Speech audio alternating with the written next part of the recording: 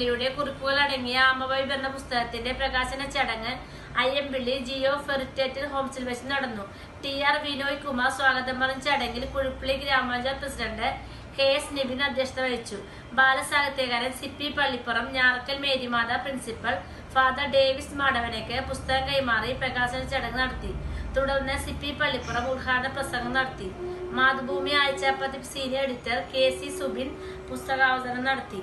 Njarakkal Marymatha college principal father Davis Madavana, cinema നിർമ്മാതാവ് Venu Kunnappally, cinema സംവിധായകൻ Jibu Jacob, VS Radhakrishnan, Koduvazhanga Balakrishnan, RJ Lishnu എന്നിവർ ആശംസാ പ്രസംഗം നടത്തി. തുടർന്ന് പ്രവീൺ അയ്യമ്പിള്ളി മറുപടി പ്രസംഗം നടത്തി. MI ഷാനവാസ് നന്ദിയും പറഞ്ഞു. എന്റെ പേര് വീരു. ഞാൻ കൊച്ചിയിൽ റേഡിയോ മാങ്കോ RJ ആണ്. കഴിഞ്ഞ കുറച്ചു കാലമായിട്ട് ആ പണി തന്നെയാണ് ചെയ്യുന്നത്. അപ്പോൾ ലുലു മോളിൽ റോഡ് ഷോ ഒക്കെ നടത്തുന്ന എന്നെ ഈ പരിപാടിക്ക് വിളിച്ചിട്ടു. എന്തിനാണ് അവതാരകനാക്കിയത് എന്ന് ചോദിച്ചാൽ ഒറ്റ ഉത്തരവേ ഉള്ളൂ, അത് പ്രവീണേട്ടന്റെ കുതന്ത്രമാണ്. കാരണം ഇവിടെ ഇപ്പം ഇത്രയും ഭംഗിയുള്ള റിസോർട്ടിൽ ഇത്രയും നല്ലൊരു സദസ്സിൽ കേരള സാരിയെ കൊടുത്ത് മുട്ടൊക്കെ തൊട്ട് വളരെ ഭംഗിയായിട്ട് ഒരു പെൺകുട്ടി വന്നിട്ട് ഈ പരിപാടി അവതരിപ്പിക്കുകയാണെങ്കിൽ സ്വാഭാവികമായിട്ടും ഇവിടെ നിന്ന് ഇറങ്ങി പോകുമ്പോൾ ആരോട് ചോദിച്ചു കഴിഞ്ഞാൽ എന്താണ് പരിപാടി? കൊച്ചു നല്ല ഐശ്വര്യ പെൺകുട്ടി ആയിരുന്നു, നല്ല പരിപാടിയായിരുന്നു, നമ്മൾ നല്ല ബുദ്ധിപരമായി സംസാരിച്ചൊക്കെ ചെയ്യും. അതിനിടയിൽ പുസ്തക പ്രകാശനം എന്ന് പറഞ്ഞു. പക്ഷെ ഞാനായതുകൊണ്ട് എന്താണ് പരിപാടി? അത് നമ്മുടെ പ്രവീൺ അയ്യമ്പിള്ളിയുടെ പുസ്തക പ്രകാശനം. ആരായിരുന്നു അവിടെ അവതാരമെന്ന് ലോക ചരിത്രത്തിൽ ആരും ഇതുവരെ ചോദിച്ചിട്ടുള്ള ചരിത്രമില്ലെങ്കിൽ ഉണ്ടെങ്കിൽ തന്നെ കുഴപ്പമില്ല. ആരെയും ഒരു കാർട്ടൂൺ മൊത്തം സാധനം ജോന്ന് ഉണ്ടാക്കി എടുത്ത് പറയും. ഓക്കെ, അത് തന്നെയാണ് എൻ്റെ ഐഡന്റിറ്റിയും. അതാണ് ഞാൻ. എന്നെ പറ്റി കൂടുതൽ പരിചയപ്പെടുത്തേണ്ട ആവശ്യമില്ല. പ്രവീണേട്ടൻ ചോദിച്ചു ഇവനെ പരിചയപ്പെടുത്തേണ്ട ആവശ്യമില്ല. ഞാൻ പറഞ്ഞു അതൊക്കെ ഞാൻ തന്നെ ചെയ്തോളാം. അതുകൊണ്ട് ഇവിടെ നമ്മൾ നല്ലൊരു പുസ്തക പ്രകാശനത്തിൽ എത്തിയിരിക്കുകയാണ്. നല്ലൊരു മനുഷ്യനായ പ്രവീൺ അയ്യമ്പള്ളിയുടെ നല്ലവരായ കുറെ സുഹൃത്തുക്കൾ, ആ സുഹൃത്തുക്കൾക്ക് എല്ലാവർക്കും വേണ്ടി ഞാൻ കൈയടിക്കുന്നു. അപ്പൊ ഇന്ന് ഇവിടെ എത്തിച്ചേർന്നിട്ടുള്ളത് CP സാറുണ്ട്, CP Pallippuram, father Davis Madavana, KS Nibin, Venu Kunnappally, KC Subin, Jibu Jacob, Koduvazhanga Balakrishnan sir, VS Radhakrishnan എത്തിക്കൊണ്ടിരിക്കുകയാണ്. TR വിനോയ് കുമാർ എത്തിയിട്ടുണ്ട്, ലിഷ്ണ എത്തിയിട്ടുണ്ട്, ഈസ് ഓൾസോ an RJ. അതുപോലെ തന്നെ MI ഷാനവാസ്, പിന്നെ നമ്മുടെ സ്വന്തം പ്രവീൺ അയ്യമ്പിള്ളി എത്തിയിട്ടുണ്ട്. അപ്പൊ എല്ലാവർക്കും സ്വാഗതം, വന്നുകൊണ്ടിരിക്കുന്നവർക്കും സ്വാഗതം. നമുക്ക് പരിപാടികളിലേക്ക് കടക്കാം. മൂന്നാമത്തെ കാരണം മൂപ്പരെന്നെ വിളിക്കാനുള്ളതാണ്. ഞാൻ ആവറേജിൽ താഴെ പുസ്തക വായനാ ശീലമുള്ള ആളാണ്. അതുകൊണ്ട് പുസ്തകം അത്യാവശ്യം വായിക്കുന്ന ആളാണെങ്കിൽ ഇവിടെ വന്നിട്ട് ഈ പുസ്തകത്തെ പറ്റിയും ഒക്കെ അഭിപ്രായം പറഞ്ഞ് മൂപ്പരിക്കറിയാം. സ്വാഗത പ്രസംഗത്തിനായി ഞാൻ TR വിനോയെ ക്ഷണിക്കുകയാണ്. പ്രിയപ്പെട്ട TR വിനോയ് വേദിയിലേക്ക് വരണമെന്ന് അഭ്യർത്ഥിക്കുന്നു. അദ്ദേഹം ജില്ലാ ലൈബ്രറി കൗൺസിൽ എക്സിക്യൂട്ടീവ് അംഗമാണ്. പൂക്കസയുടെ വൈപ്പിൻ ഏരിയ സെക്രട്ടറിയാണ്. പൂക്കസ ജില്ലാ കമ്മിറ്റി അംഗം, GCDA സൂപ്രണ്ടാണ്. കോളേജ് കാലം മുതൽ പ്രവീൺ അയ്യമ്പള്ളിയുടെ സുഹൃത്തുമാണ്. അദ്ദേഹത്തെ GCDA ബന്ധപ്പെട്ട പല കാര്യങ്ങൾക്ക് വേണ്ടി ഞങ്ങളുടെ റേഡിയോ അവതാരകനെ വിളിക്കാറുണ്ട്. അതുകൊണ്ട് പേര് വെച്ച് തന്നെ ഓർമ്മ ഉണ്ടാവുമെന്ന് കരുതുന്നു. ഓർമ്മ ഉണ്ടെങ്കിൽ മുമ്പ് ഇവിടെ പറയില്ല. ഓക്കെ, ഇനി അധ്യക്ഷ പ്രസംഗത്തിനായി KS സൗബിൻ അവരുടെ ക്ഷണിച്ചോളുന്നു.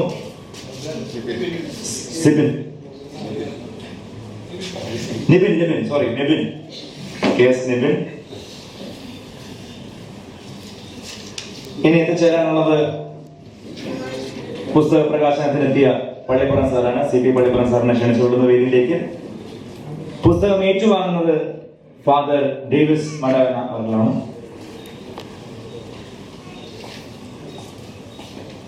പിന്നെ ആശംസകളുമായി എത്തിയിട്ടുണ്ട് Venu Kunnappally, Jibu Jacob, VS Radhakrishnan sir എത്തിക്കൊണ്ടിരിക്കുകയാണെന്ന് പറഞ്ഞു. കൊടുവഴങ്ങ ബാലകൃഷ്ണൻ അവരുടെ വേദിയിലേക്ക് ക്ഷണിക്കുകയാണ്. ലിഷ്ണ വരൂ. ലിഷ്ണ സർവോപരി പുസ്തകത്തിന്റെ എഴുത്തുകാരനായ പ്രവീൺ അയ്യമ്പള്ളിയെയും വേദിയിലേക്ക് ക്ഷണിക്കുന്നു.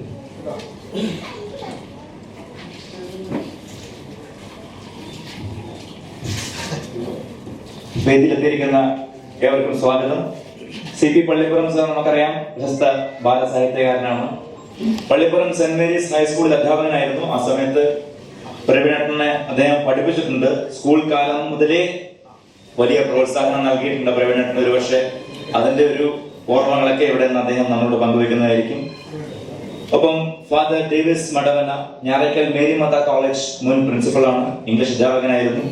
എറണാകുളം സെന്റ് മേരീസ് കത്തീഡ്രൽ ബസിലിക്കയിൽ വികാരിയായിരുന്നു. ഫാദർ അമേരിക്കയിലെ ന്യൂജേഴ്സിയിലും സേവനം അനുഷ്ഠിച്ചിട്ടുണ്ട്. ഇപ്പോൾ വെസ്റ്റ് ചേരാനല്ലൂർ സെന്റ് മേരീസ് പള്ളി വികാരിയാണ് father Davis Madavana. KS Nibin Kuzhuppilly grama panchayat പ്രസിഡന്റാണ്. ജനങ്ങളുടെ എല്ലാ ആവശ്യങ്ങൾക്കും വേണ്ടി എത്തുന്ന, രാവും പകലും ഊർജ്ജസ്വലനായിരിക്കുന്ന ഒരു വ്യക്തിയാണ് KS നിബിൻ. പിന്നെ നമുക്ക് എല്ലാവർക്കും അറിയാവുന്ന വേണു കുന്നപ്പള്ളി. അദ്ദേഹം ഒരു അയ്യമ്പള്ളിക്കാരനാണ്. ഈ റിസോർട്ടിനോട് ചേർന്നാണ് അദ്ദേഹത്തിന്റെ തറവാട്. ആള് ഒരു ഫിലിം പ്രൊഡ്യൂസറാണ്. നമുക്കറിയാവുന്ന ഒരുപാട് ഹിറ്റ് സിനിമകൾ പ്രൊഡ്യൂസ് ചെയ്ത ആളാണ് വേണു കുന്നപ്പള്ളി. മാമാങ്കം പോലുള്ള സിനിമകൾ, ചാവേർ, രേഖാചിത്രം, ഇതൊക്കെ അദ്ദേഹത്തിന്റെ സിനിമകളാണ്. പിന്നെ അദ്ദേഹത്തിന്റെ പറ്റി എനിക്ക് കൂടുതൽ അറിയുന്നത് എന്റെ സുഹൃത്തായ രഘുവിലൂടെയാണ്. കാരണം രഘു വേണുചേട്ടനെ പരിചയപ്പെടുത്തിയിട്ടുള്ളത് മൂപ്പർക്ക് ഈ സൂപ്പർ മാർക്കറ്റിൽ പോയിട്ട് സിനിമ വാങ്ങുന്ന പരിപാടി ഉണ്ട്. സൂപ്പർ മാർക്കറ്റിൽ പോയിട്ട് സിനിമ വാങ്ങുന്ന പരിപാടി നല്ലതാ. അത് അമേരിക്കയിൽ അവിടെ ന്യൂയോർക്കിലൊക്കെ പോയി കഴിഞ്ഞാൽ പുള്ളി സിനിമയെ ബന്ധപ്പെട്ട കുറെ സെറ്റ്സും ആർട്ടിഫാക്ട്സ് ഒക്കെ വാങ്ങി കൊണ്ടുവയ്ക്കുന്നുണ്ട്. വീട്ടിലതൊക്കെ ഉണ്ടെന്ന്. അത്രയും സിനിമയെ സ്നേഹിക്കുന്ന ഒരു മനുഷ്യനാണ്. ദെൻ ജിബു ജേക്കബ് എത്തിയിട്ടുണ്ട്. വൈപ്പൻകരയിലെ തന്നെ ഞാറയ്ക്കൽ സ്വദേശി. ക്യാമറാമാനായി വന്നു, സംവിധായകനായി സിനിമയിലെത്തിയ ഒരു കലാകാരനാണ്. വെള്ളിമൂങ്ങ, മുന്തിരി വള്ളികൾ തകർക്കുമ്പോൾ, ആദ്യ രാത്രി, എല്ലാം ശരിയാക്കാം, മെഹൂം മുസ തുടങ്ങിയ സിനിമകളുടെ സംവിധായകനാണ്. KS സുബിൻ കാൽ നൂറ്റാണ്ടായി പത്രപ്രവർത്തന രംഗത്ത് ഉണ്ട്. മുതിർന്ന മാധ്യമ പ്രവർത്തകനാണ്. അദ്ദേഹത്തെയും വേദിയിലേക്ക് ക്ഷണിക്കുകയാണ്. ഇപ്പോൾ സീനിയർ എഡിറ്ററാണ് മാതൃഭൂമി ആഴ്ച പതിപ്പിൽ. കോളേജ് കാലം മുതൽക്ക് പ്രവീൺ അയ്യമ്പള്ളിയുടെ സുഹൃത്താണ്. ഒരുമിച്ച് പാരലൽ കോളേജ് അധ്യാപകരുമായിരുന്നു. ലിഷ്ണ എന്റെ സഹപ്രവർത്തകയാണ്. മലയാളത്തിലെ ആദ്യത്തെ പ്രൈവറ്റ് FM റേഡിയോ ജോക്കിയാണ് ലിഷ്ണ. ലിഷ്ണയ്ക്കൊപ്പം അന്നുണ്ടായിരുന്നത് RJ രഘുവാണ്. രഘു അവിടെ സദസ്സിലുണ്ട്. 18 വർഷമായി കോഴിക്കോട് സൂപ്പർ ഫാസ്റ്റ് അവതാരകയാണ് ലിഷ്ണ. ന്യൂയോർക്ക് ഫെസ്റ്റിവൽ അവാർഡ് ജേതാവായ ഒരു RJ കൂടിയാണ്. കൊടുവഴങ്ങ ബാലകൃഷ്ണൻ സർ കവിയാണ്, പ്രസംഗകനാണ്, അധ്യാപകനാണ്. നിരവധി പുസ്തകങ്ങൾ എഴുതിയിട്ടുണ്ട്. പറവൂർ ആർട്സ് കോളേജിൽ പ്രവീൺ അയ്യമ്പള്ളിയുടെ മലയാളം അധ്യാപകനായിരുന്നു. TR വിനോയ് കുമാർ ഞാൻ പറഞ്ഞു, വരുമ്പഴേ പറഞ്ഞ ഒരു വ്യക്തിയാണ്. GCDയുടെ സൂപ്രണ്ടായിട്ട് ജോലി ചെയ്തിട്ടുണ്ട്. കോളേജ് കാലം മുതലേ പ്രവീൺ അയ്യമ്പള്ളിയുടെ സുഹൃത്താണ്. ഒരുമിച്ച് ഇതുപോലെ പാരലൽ കോളേജ് അധ്യാപകനായിരുന്നു. ഏറ്റവും ഒടുവിൽ ഞാൻ പരിചയപ്പെടുത്താൻ ആഗ്രഹിക്കുന്ന വ്യക്തി, ഈ പുസ്തകം ഇന്ന് സാധ്യമാക്കാൻ കാരണഭൂതനായ ഒരു വ്യക്തിയാണ്. MA ഷാനവാസ് സാറിനെ വേദിയിലേക്ക് ക്ഷണിക്കുന്നു. MA ഷാനവാസ്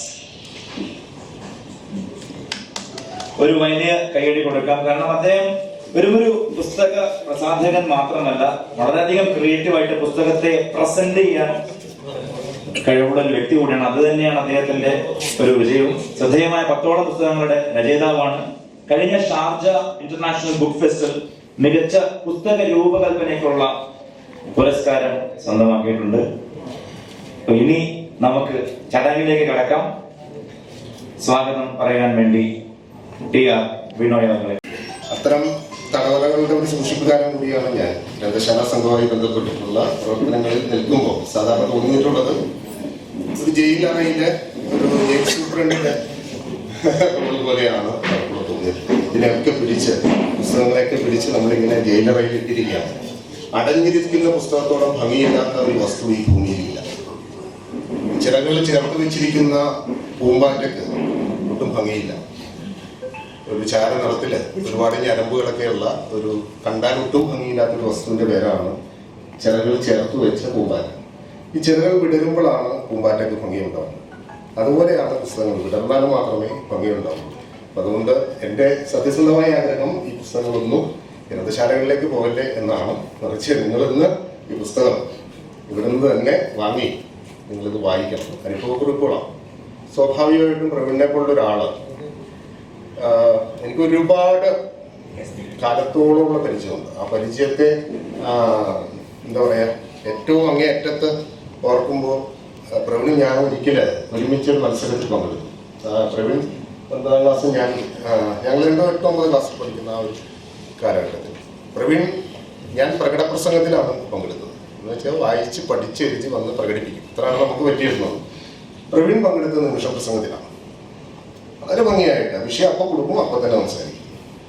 അത്തരത്തിൽ വളരെ നമ്മളെന്ന് പറഞ്ഞാൽ ഒരുക്കി പഠിച്ച് കണ്ണാടി മുമ്പിൽ പ്രാക്ടീസൊക്കെ ചെയ്തിട്ടാണ് പ്രസംഗിക്കാൻ പോകുന്നത്. പ്രവീൺ അവിടെ വന്ന് നിന്ന് വിഷയം കിട്ടി സംസാരിച്ചു പോയി. 7ാം ക്ലാസ്സിൽ പഠിക്കുന്ന കാലത്താണെന്ന് ഓർക്കണം. എനിക്ക് തോന്നുന്നത് അത്രയും ടാലന്റഡ് ആയ ഒരാള് ഈ സാധാരണഗതിയിൽ നമ്മൾ ഈ ഒരിടത്തേക്ക് നിങ്ങൾക്ക് പറന്നും ചെല്ലാം, ഇഴഞ്ഞും ചെല്ലാം, രണ്ടിടത്ത് എത്തുന്ന ഒരുപോലെ തന്നെയാണ്. പക്ഷെ ഈ ആമ വൈബ് എൻ്റെ മനസ്സിലേക്ക് വരുത്തി വെക്കുന്നത് ഈ ഇഴഞ്ഞു ചെല്ലുന്ന മനുഷ്യരെ കുറിച്ചാണ്. പ്രവീൺ വളരെ നേരത്തെ തന്നെ തൻ്റെ യാത്ര തുടങ്ങിയതാണ്, വളരെ നേരത്തെ തന്നെ. പക്ഷേ ആ യാത്ര ഈ പറഞ്ഞ പോലെ ഒരു ആമ വൈബാണ്. ആമ എന്ന് പറഞ്ഞാൽ വളരെ പോസിറ്റീവായിട്ടുള്ള സാധനമാണ്. ആമയെ നിങ്ങൾ വീട്ടിലൊക്കെ ചിലപ്പോൾ ഫാങ്ഷൂ മറ്റേ അങ്ങനെയൊക്കെയുള്ള സാധനങ്ങളിലൊക്കെ ആമയുടെ ഒരു പ്രതിമയൊക്കെ വീട്ടിൽ വെച്ച് വലിയ ഐശ്വര്യം ഉണ്ടാവും എന്നൊക്കെ പറയാം. അപ്പൊ ആമയെ അങ്ങനെ താഴ്ത്തിക്കെട്ടണ്ട. ആമ വൈബ് എന്ന് പറഞ്ഞാൽ ഏറ്റവും പോസിറ്റീവായ വൈബിനെ കുറിച്ച് പറയുന്നതാണ് ആമ വൈബ് എന്ന് പറയുന്നത്. ഏതായാലും പ്രവീൺ വളരെ നേരത്തെ എന്താ പറയുക ക്രൗൾ ചെയ്ത് തുടങ്ങുന്ന മനുഷ്യനാണ്. ഇങ്ങനെ അത് അങ്ങനെ പ്രവീൺ ചെയ്യാതിരിക്കാൻ പറ്റൂല. ഞാൻ ഈ അടുത്ത കാലത്ത് ഏറ്റവും കൂടുതൽ പഠിച്ചുകൊണ്ടിരിക്കുന്ന ഒരു വ്യക്തി പുരോഗമന സാഹിത്യ പ്രസ്ഥാനവുമായിട്ട് ബന്ധപ്പെട്ടുള്ള പ്രവർത്തനങ്ങളായതുകൊണ്ട് കെടാമംഗലം പപ്പുക്കുട്ടിയെ കുറിച്ചാണ്. ഈ കെടാമംഗലം പപ്പുക്കുട്ടി എന്ന് പറയുന്നത് ആ കെടാമംഗലം പപ്പുക്കുട്ടി ഈ പുരോഗമനകാര നാടകത്തിൽ മുന്നോട്ട് കൊണ്ടുവന്ന ആളുടെ പേര് ദാമോദരൻ എന്നാണ്, പാട്ടപാകുന്നത്. അത് തന്നെയാണ് ചെറുകഥകളിലൂടെ ബഷീർ കൊണ്ടുവന്നത്. അത് തന്നെയാണ് ഒരു തരത്തിൽ ഓരോ മേഖലയിൽ അതിൽ കവിതയിൽ ഇത് കൊണ്ടുവന്ന ആളുടെ പേര് കെടാമംഗലം പപ്പുക്കുട്ടിയാണ്. പപ്പുക്കുട്ടിയുടെ ചെറുമകനാണ്. പിന്നെ പ്രവീൺ അതങ്ങനെ അല്ലാതായിരിക്കാൻ പറ്റും. ഒരു തരത്തിൽ പപ്പുക്കുട്ടിയുടെ ചെറുമകനാണ്. ഞാൻ കഴിഞ്ഞ ദിവസം പപ്പുക്കുട്ടിയുടെ മകന്റെ അടുത്ത് ചെന്നപ്പോൾ ആദ്യം എന്നെ അന്വേഷിച്ചിട്ട് പറഞ്ഞത്, സന്തോഷേട്ടൻ പറഞ്ഞത്, പ്രവീൺ വിളിച്ചിരുന്നു ഈ ചടങ്ങിൽ പങ്കെടുക്കുന്നതാണ്. കേരളത്തിന്റെ തൊഴിലാളി കവി എന്ന് പറഞ്ഞിരുന്ന നമ്മുടെ PSC പരീക്ഷയ്ക്ക് എഴുതാൻ വേണ്ടി ചോദിക്കുന്ന ചോദ്യത്തിൽ തൊഴിലാളി കവി എന്നറിയപ്പെടുന്നത് ആര്? കെടാമംഗലം പപ്പുക്കുട്ടി. മലയാളത്തിന്റെ മൈസ്കോസ്കി എന്നറിയപ്പെടുന്ന ആര്? കെടാമംഗലം പപ്പുക്കുട്ടി. അത് തീർന്നു. ഈ അയ്യമ്പുള്ളിക്കാരനായിരുന്നു. ഈ രാമവർമ്മയിലെ അബ്രഹാം മാഷിന്റെ ശിക്ഷണത്തിൽ വളർന്ന കുട്ടിയായിരുന്നു കെടാമംഗലം പപ്പുക്കുട്ടി. ജീവിതത്തിന്റെ വളരെയധികം പരാധീനതകളുണ്ട്. രാജശേഖരനെ കൂടി ഇരിക്കുന്നത് ഓർമ്മയിൽ പോലും ഉണ്ടാവും. പക്ഷേ രാജശേഖരന് ആ ഓർമ്മകൾ സഹിക്കാൻ പറ്റുന്നില്ല. എന്തായാലും കെടാമംഗലത്തേക്ക് അദ്ദേഹം പോകുന്നത് ജീവിതത്തിൽ ഒരുപാട് പ്രശ്നങ്ങൾ നടുവിൽ നിന്നുകൊണ്ട് ഒരുപക്ഷെ കെടാമംഗലം പപ്പുക്കുട്ടി അയ്യമ്പള്ളി എന്ന് അറിയപ്പെട്ടാല് പ്രവീൺ അയ്യമ്പള്ളി എന്ന ഇന്ന് നമ്മൾ ഈ പ്രദേശത്ത് പ്രവീണിനെ പോലെ ഇത് ചെയ്യുമ്പോൾ പറയുന്നത്. ഏതായാലും ഞാൻ അധികം നീട്ടുന്നില്ല, ഒരുപാട് പേർക്ക് സംസാരിക്കാനുണ്ട്. എൻ്റെ കർത്തവ്യത്തിലേക്ക് ഞാൻ കടക്കുകയാണ്. വളരെ സന്തോഷത്തോടു കൂടിയാണ് ഈ ഒരു പരിപാടിയിൽ പങ്കെടുക്കുന്നത്. അതിലൊരു സന്തോഷം എന്ന് പറയുന്നത് ഞങ്ങളെപ്പോലുള്ള വായനക്കാർക്ക് കൂടി ആസ്വദിക്കാൻ കഴിയുന്ന പുസ്തകമാണ് ഇന്ന് ഇറങ്ങാൻ കഴിയുക. ചേട്ടൻ പറഞ്ഞ പോലെ 250 രൂപയാണ് ആ പുസ്തകത്തിന് എങ്കിൽ അത് തീർച്ചയായിട്ടും അത് കൊടുക്കുന്നതിന് മുതലുണ്ടാവുന്ന കാര്യത്തിൽ യാതൊരു സംശയമില്ല. ഞാനിപ്പോൾ ഇതിന്റെ പ്രസാധകനോട് ഹാംലെറ്റ് പബ്ലിക്കയുടെ ഷാനവാസ് എം.എ. അദ്ദേഹത്തെ എനിക്ക് പരിചയപ്പെടുത്തിയ സമയത്ത് ഞാൻ പറഞ്ഞത് വളരെ അദ്ദേഹത്തോട് നന്ദി കൂടിയാണ് പറഞ്ഞത്. കാരണം ഞങ്ങൾക്ക് ഈ ഒരു പുസ്തകം ഞങ്ങളിലേക്ക് എത്തിച്ചു തന്നതിന് വലിയ സന്തോഷമുണ്ടെന്ന് പറഞ്ഞു. അത് പറയാൻ കാരണം നമുക്ക് എല്ലാവർക്കും അറിയാമല്ലോ, ഇങ്ങനെ വലിയ സാഹിത്യ പുസ്തകങ്ങളൊന്നും വായിക്കുന്ന ആളല്ല ഞാനൊക്കെ. പുസ്തകങ്ങൾ വായിക്കാറുണ്ട്, പക്ഷെ നമ്മുടെ മൊബൈൽ ഫോണിന്റെ വരവോടുകൂടി പുസ്തക വായനയിൽ നിന്ന് പതിയെ പുറകിലേക്ക് വന്ന ആളുകൾ പെടുന്നവരാണ്. അപ്പൊ അതുകൊണ്ട് തന്നെ ഇപ്പോ വായിക്കുന്ന പുസ്തകങ്ങൾ വളരെ പെട്ടെന്ന് ആ വായിച്ചു തീർക്കുന്നതിന്റെ കാലയളവ് കൂടി. ഇപ്പോ കഴിഞ്ഞ ദിവസം വായിക്കാനെടുത്ത വിക്ടർ ഹ്യൂഗോയുടെ പാവങ്ങളാണ് വായിച്ചുകൊണ്ടിരിക്കുന്നത്. ആ നോവൽ വായിച്ചു തുടങ്ങിയിട്ട് തീർക്കാൻ പറ്റാത്ത അവസ്ഥയാണ്. കാരണം നമ്മളിങ്ങനെ വായിച്ചു തുടങ്ങും, അപ്പോഴത്തേക്കും ചിലപ്പോൾ ഒരു കോൾ വരും അല്ലെങ്കിൽ മെസ്സേജ് വരും, അപ്പൊ അതോടുകൂടി പുസ്തകം മാറ്റി വെക്കും. പക്ഷെ പ്രവീൺ ചേട്ടൻ എഴുതുന്ന കഥകൾ അത് നമ്മളെ ഇങ്ങനെ കൂട്ടിക്കൊണ്ടു പോകുന്നുണ്ട്. ഞാൻ യാഥാർത്ഥ്യം തന്നെ പറയാം, നമ്മൾ മറന്നു തുടങ്ങിയ പഴയ കുറെ ഓർമ്മകളിലേക്ക് കൂട്ടിക്കൊണ്ടു പോകുന്ന അവസ്ഥ ഇപ്പൊ നമുക്ക് ആസ്വദിക്കാൻ കഴിയുന്നുണ്ട്. ഇപ്പോഴും പുസ്തകങ്ങൾ എഴുതുന്നുണ്ടല്ലോ, ഇപ്പൊ അല്ലെങ്കിൽ കഥകൾ ഫേസ്ബുക്കിലും വാട്സപ്പിലൊക്കെ എഴുതുമ്പോൾ നമ്മൾ എവിടേക്കോ നഷ്ടപ്പെട്ടു പോയ ചില കാര്യങ്ങളിലേക്ക് കൂട്ടിക്കൊണ്ടു പോകുന്ന ഒരു കഴിവ് അത് പറയാതിരിക്കാൻ വേണ്ടി പറ്റില്ല. അത് എല്ലാവർക്കും സാധിക്കുന്ന കാര്യമല്ല. മറ്റൊരാളുടെ മനസ്സിനെ അങ്ങനെ നിയന്ത്രിച്ചു കൊണ്ടുപോകാൻ കഴിയാന്നുള്ളത്, അങ്ങനെ നിയന്ത്രിക്കാൻ എന്റെയൊക്കെ മനസ്സിനെ തീർച്ചയായിട്ടും നിയന്ത്രിക്കുന്നുണ്ട്. മറന്നുപോയി തുടങ്ങിയ ഇപ്പൊ ഞാൻ പറയുകയാണെങ്കിൽ പണ്ടത്തെ കല്യാണ പന്തലുകൾ നമുക്കൊന്നും ഇപ്പൊ ഓർമ്മ പോലും പലർക്കും ഉണ്ടാവില്ല. എനിക്കൊന്നും വലിയ ഓർമ്മ ഉണ്ടായില്ല. ആ കല്യാണ പന്തലിടുന്ന ആളുകൾ, ആ പന്തലിൽ നടക്കുന്ന കല്യാണങ്ങൾ, ഇതൊക്കെ ആ മറന്ന കാലത്തെ പലപ്പോഴും ഓർമ്മപ്പെടുത്തുന്നത് പ്രവീൺചേട്ടന്റെ കൃതികളിലൂടെയാണ്. അതുപോലെ ഇവിടുത്തെ തിയേറ്ററും ഇവിടെ പണ്ടത്തെ കഥകളും ഇതെല്ലാം നമ്മളിലേക്ക് ഇങ്ങനെ വളരെ ലളിതമായി കാണിച്ചു തരണം. അപ്പൊ അതുകൊണ്ടാണ് ഞാൻ സൂചിപ്പിച്ചത്, ഞങ്ങളെപ്പോലുള്ള ലളിതമായ ഭാഷ ഇഷ്ടപ്പെടുന്നവർക്കും വലിയ സാഹിത്യം ഇഷ്ടപ്പെടുന്നവർക്കും എല്ലാം ഒരു മുതൽക്കൂട്ടായിരിക്കും പ്രവീൺചേട്ടന്റെ ഈ പുസ്തകം എന്ന കാര്യത്തിൽ സംശയമില്ല. എനിക്ക് അധികം നേരം തീർച്ചയായിട്ടും സംസാരിക്കാൻ കഴിയില്ല, കാരണം എനിക്ക് ശേഷം സംസാരിക്കാനുള്ളത് വളരെ പ്രഗത്ഭമതികളായ വ്യക്തികളാണ് എന്നതുകൊണ്ട് തന്നെ അവരുടെ സംസാരം കേൾക്കാനിരിക്കുന്ന നിങ്ങളുടെ മുന്നിലേക്ക് അധികം കാര്യങ്ങൾ എനിക്ക് സംസാരിക്കാൻ കഴിയില്ല. എങ്കിലും ഇന്ന് പുസ്തക പ്രകാശന ചടങ്ങിൽ പങ്കെടുക്കുമ്പോൾ നമുക്കെല്ലാവർക്കും ചിലപ്പോൾ അറിയാൻ കഴിയും ഇതൊരു തുടക്കം തന്നെയാണ്, അല്ലെങ്കിൽ ഒരുപാട് വൈകിയാണ് ഈ പുസ്തകം ഇറങ്ങിയിട്ടുള്ളത്. ഒരുപാട് ഉള്ളിൽ ഉണ്ട്, ഇനി ഒരുപാട് പുസ്തകങ്ങൾ ഇറങ്ങാനുണ്ട്, അതിനുള്ളതൊക്കെ ആ ഉള്ളിലുണ്ട് എന്നുള്ള കാര്യം നമുക്കെല്ലാവർക്കും അറിയാം. അപ്പോൾ ഇനി തുടർച്ചയായി ഇത് ഒരുപാട് പുസ്തകങ്ങൾ അദ്ദേഹത്തിൻ്റെതായിട്ട് ഇറങ്ങാനായിട്ടുണ്ട്. അതിനെല്ലാം നമ്മളെല്ലാവരും കാത്തിരിക്കുകയാണ്. അപ്പൊ അതിന്റെ ആ ഒരു ആദ്യ ചടങ്ങിൽ അദ്ദേഹത്തിന്റെ പ്രധാനപ്പെട്ട സുഹൃത്തുക്കളെയും സൗഹൃദങ്ങളെയൊക്കെ മാത്രമാണ് ഇന്ന് വിളിച്ചിട്ടുള്ളത്. അതിലൊരാളായി ഉൾപ്പെടാൻ കഴിഞ്ഞതിൽ വളരെ അധികം സന്തോഷമുണ്ട്. പിന്നെ പ്രത്യേകമായിട്ട് പറയുകയാണെങ്കിൽ നമ്മളുടെ നാടിന്റെ പേരിൽ അയ്യമ്പിള്ളി ഒരു പ്രാദേശികവാദമാണ് എങ്കിലും അയ്യമ്പിള്ളി എന്ന പേര് നമ്മൾ പുറത്തുപോയൊക്കെ പറയുമ്പോൾ സത്യമാണ്, ഞാനത് മറച്ചു വെച്ച് പറയുന്നില്ല. നമ്മൾ പുറത്തൊക്കെ ഒരുപാട് മഹാരഥന്മാര് ജനിച്ചിട്ടുള്ള ആള് തന്നെ, സാഹിത്യ ലോകത്തിന് വലിയ സംഭാവനകൾ നൽകിയിട്ടുള്ള, സാംസ്കാരിക കേരളത്തിലേക്ക് ഉയർത്തപ്പെട്ടിട്ടുള്ള ബാലൻ അയ്യമ്പിള്ളി ഉൾപ്പെടെയുള്ള നിരവധി പ്രഗത്ഭമതികൾ പിറന്ന മണ്ണ് തന്നെയാണ്.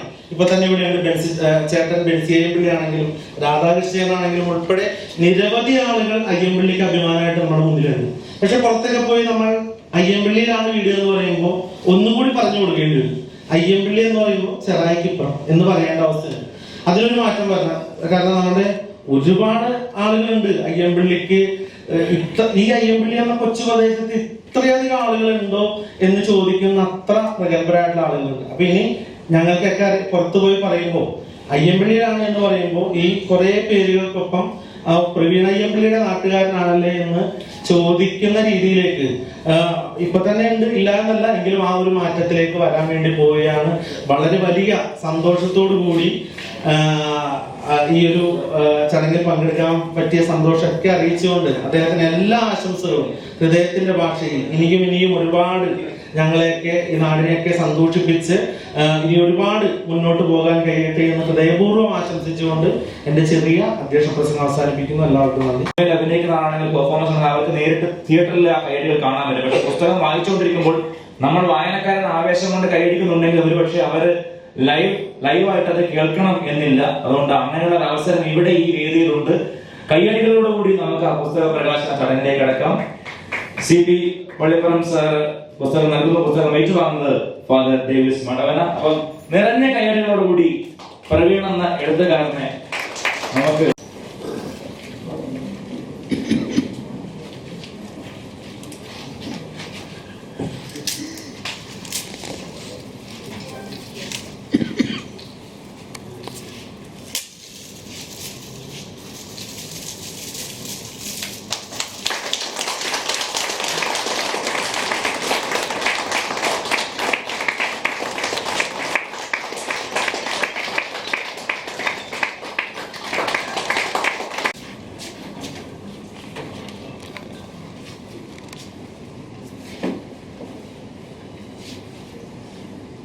അധ്യക്ഷൻ കുരുപ്പള്ളിയുടെ ഗ്രാമപിതാവ് ശ്രീ KS നിപിൻ, സ്വാഗതം ആശംസിച്ച TR ബിനോയ്, വേദിയിൽ പുസ്തകം ഏറ്റുവാങ്ങിയ ഏറ്റവും ബഹുമാനായ മേരിമാത കോളേജിന്റെ മുൻ പ്രിൻസിപ്പൽ കൂടിയായിരുന്ന father David Madamana,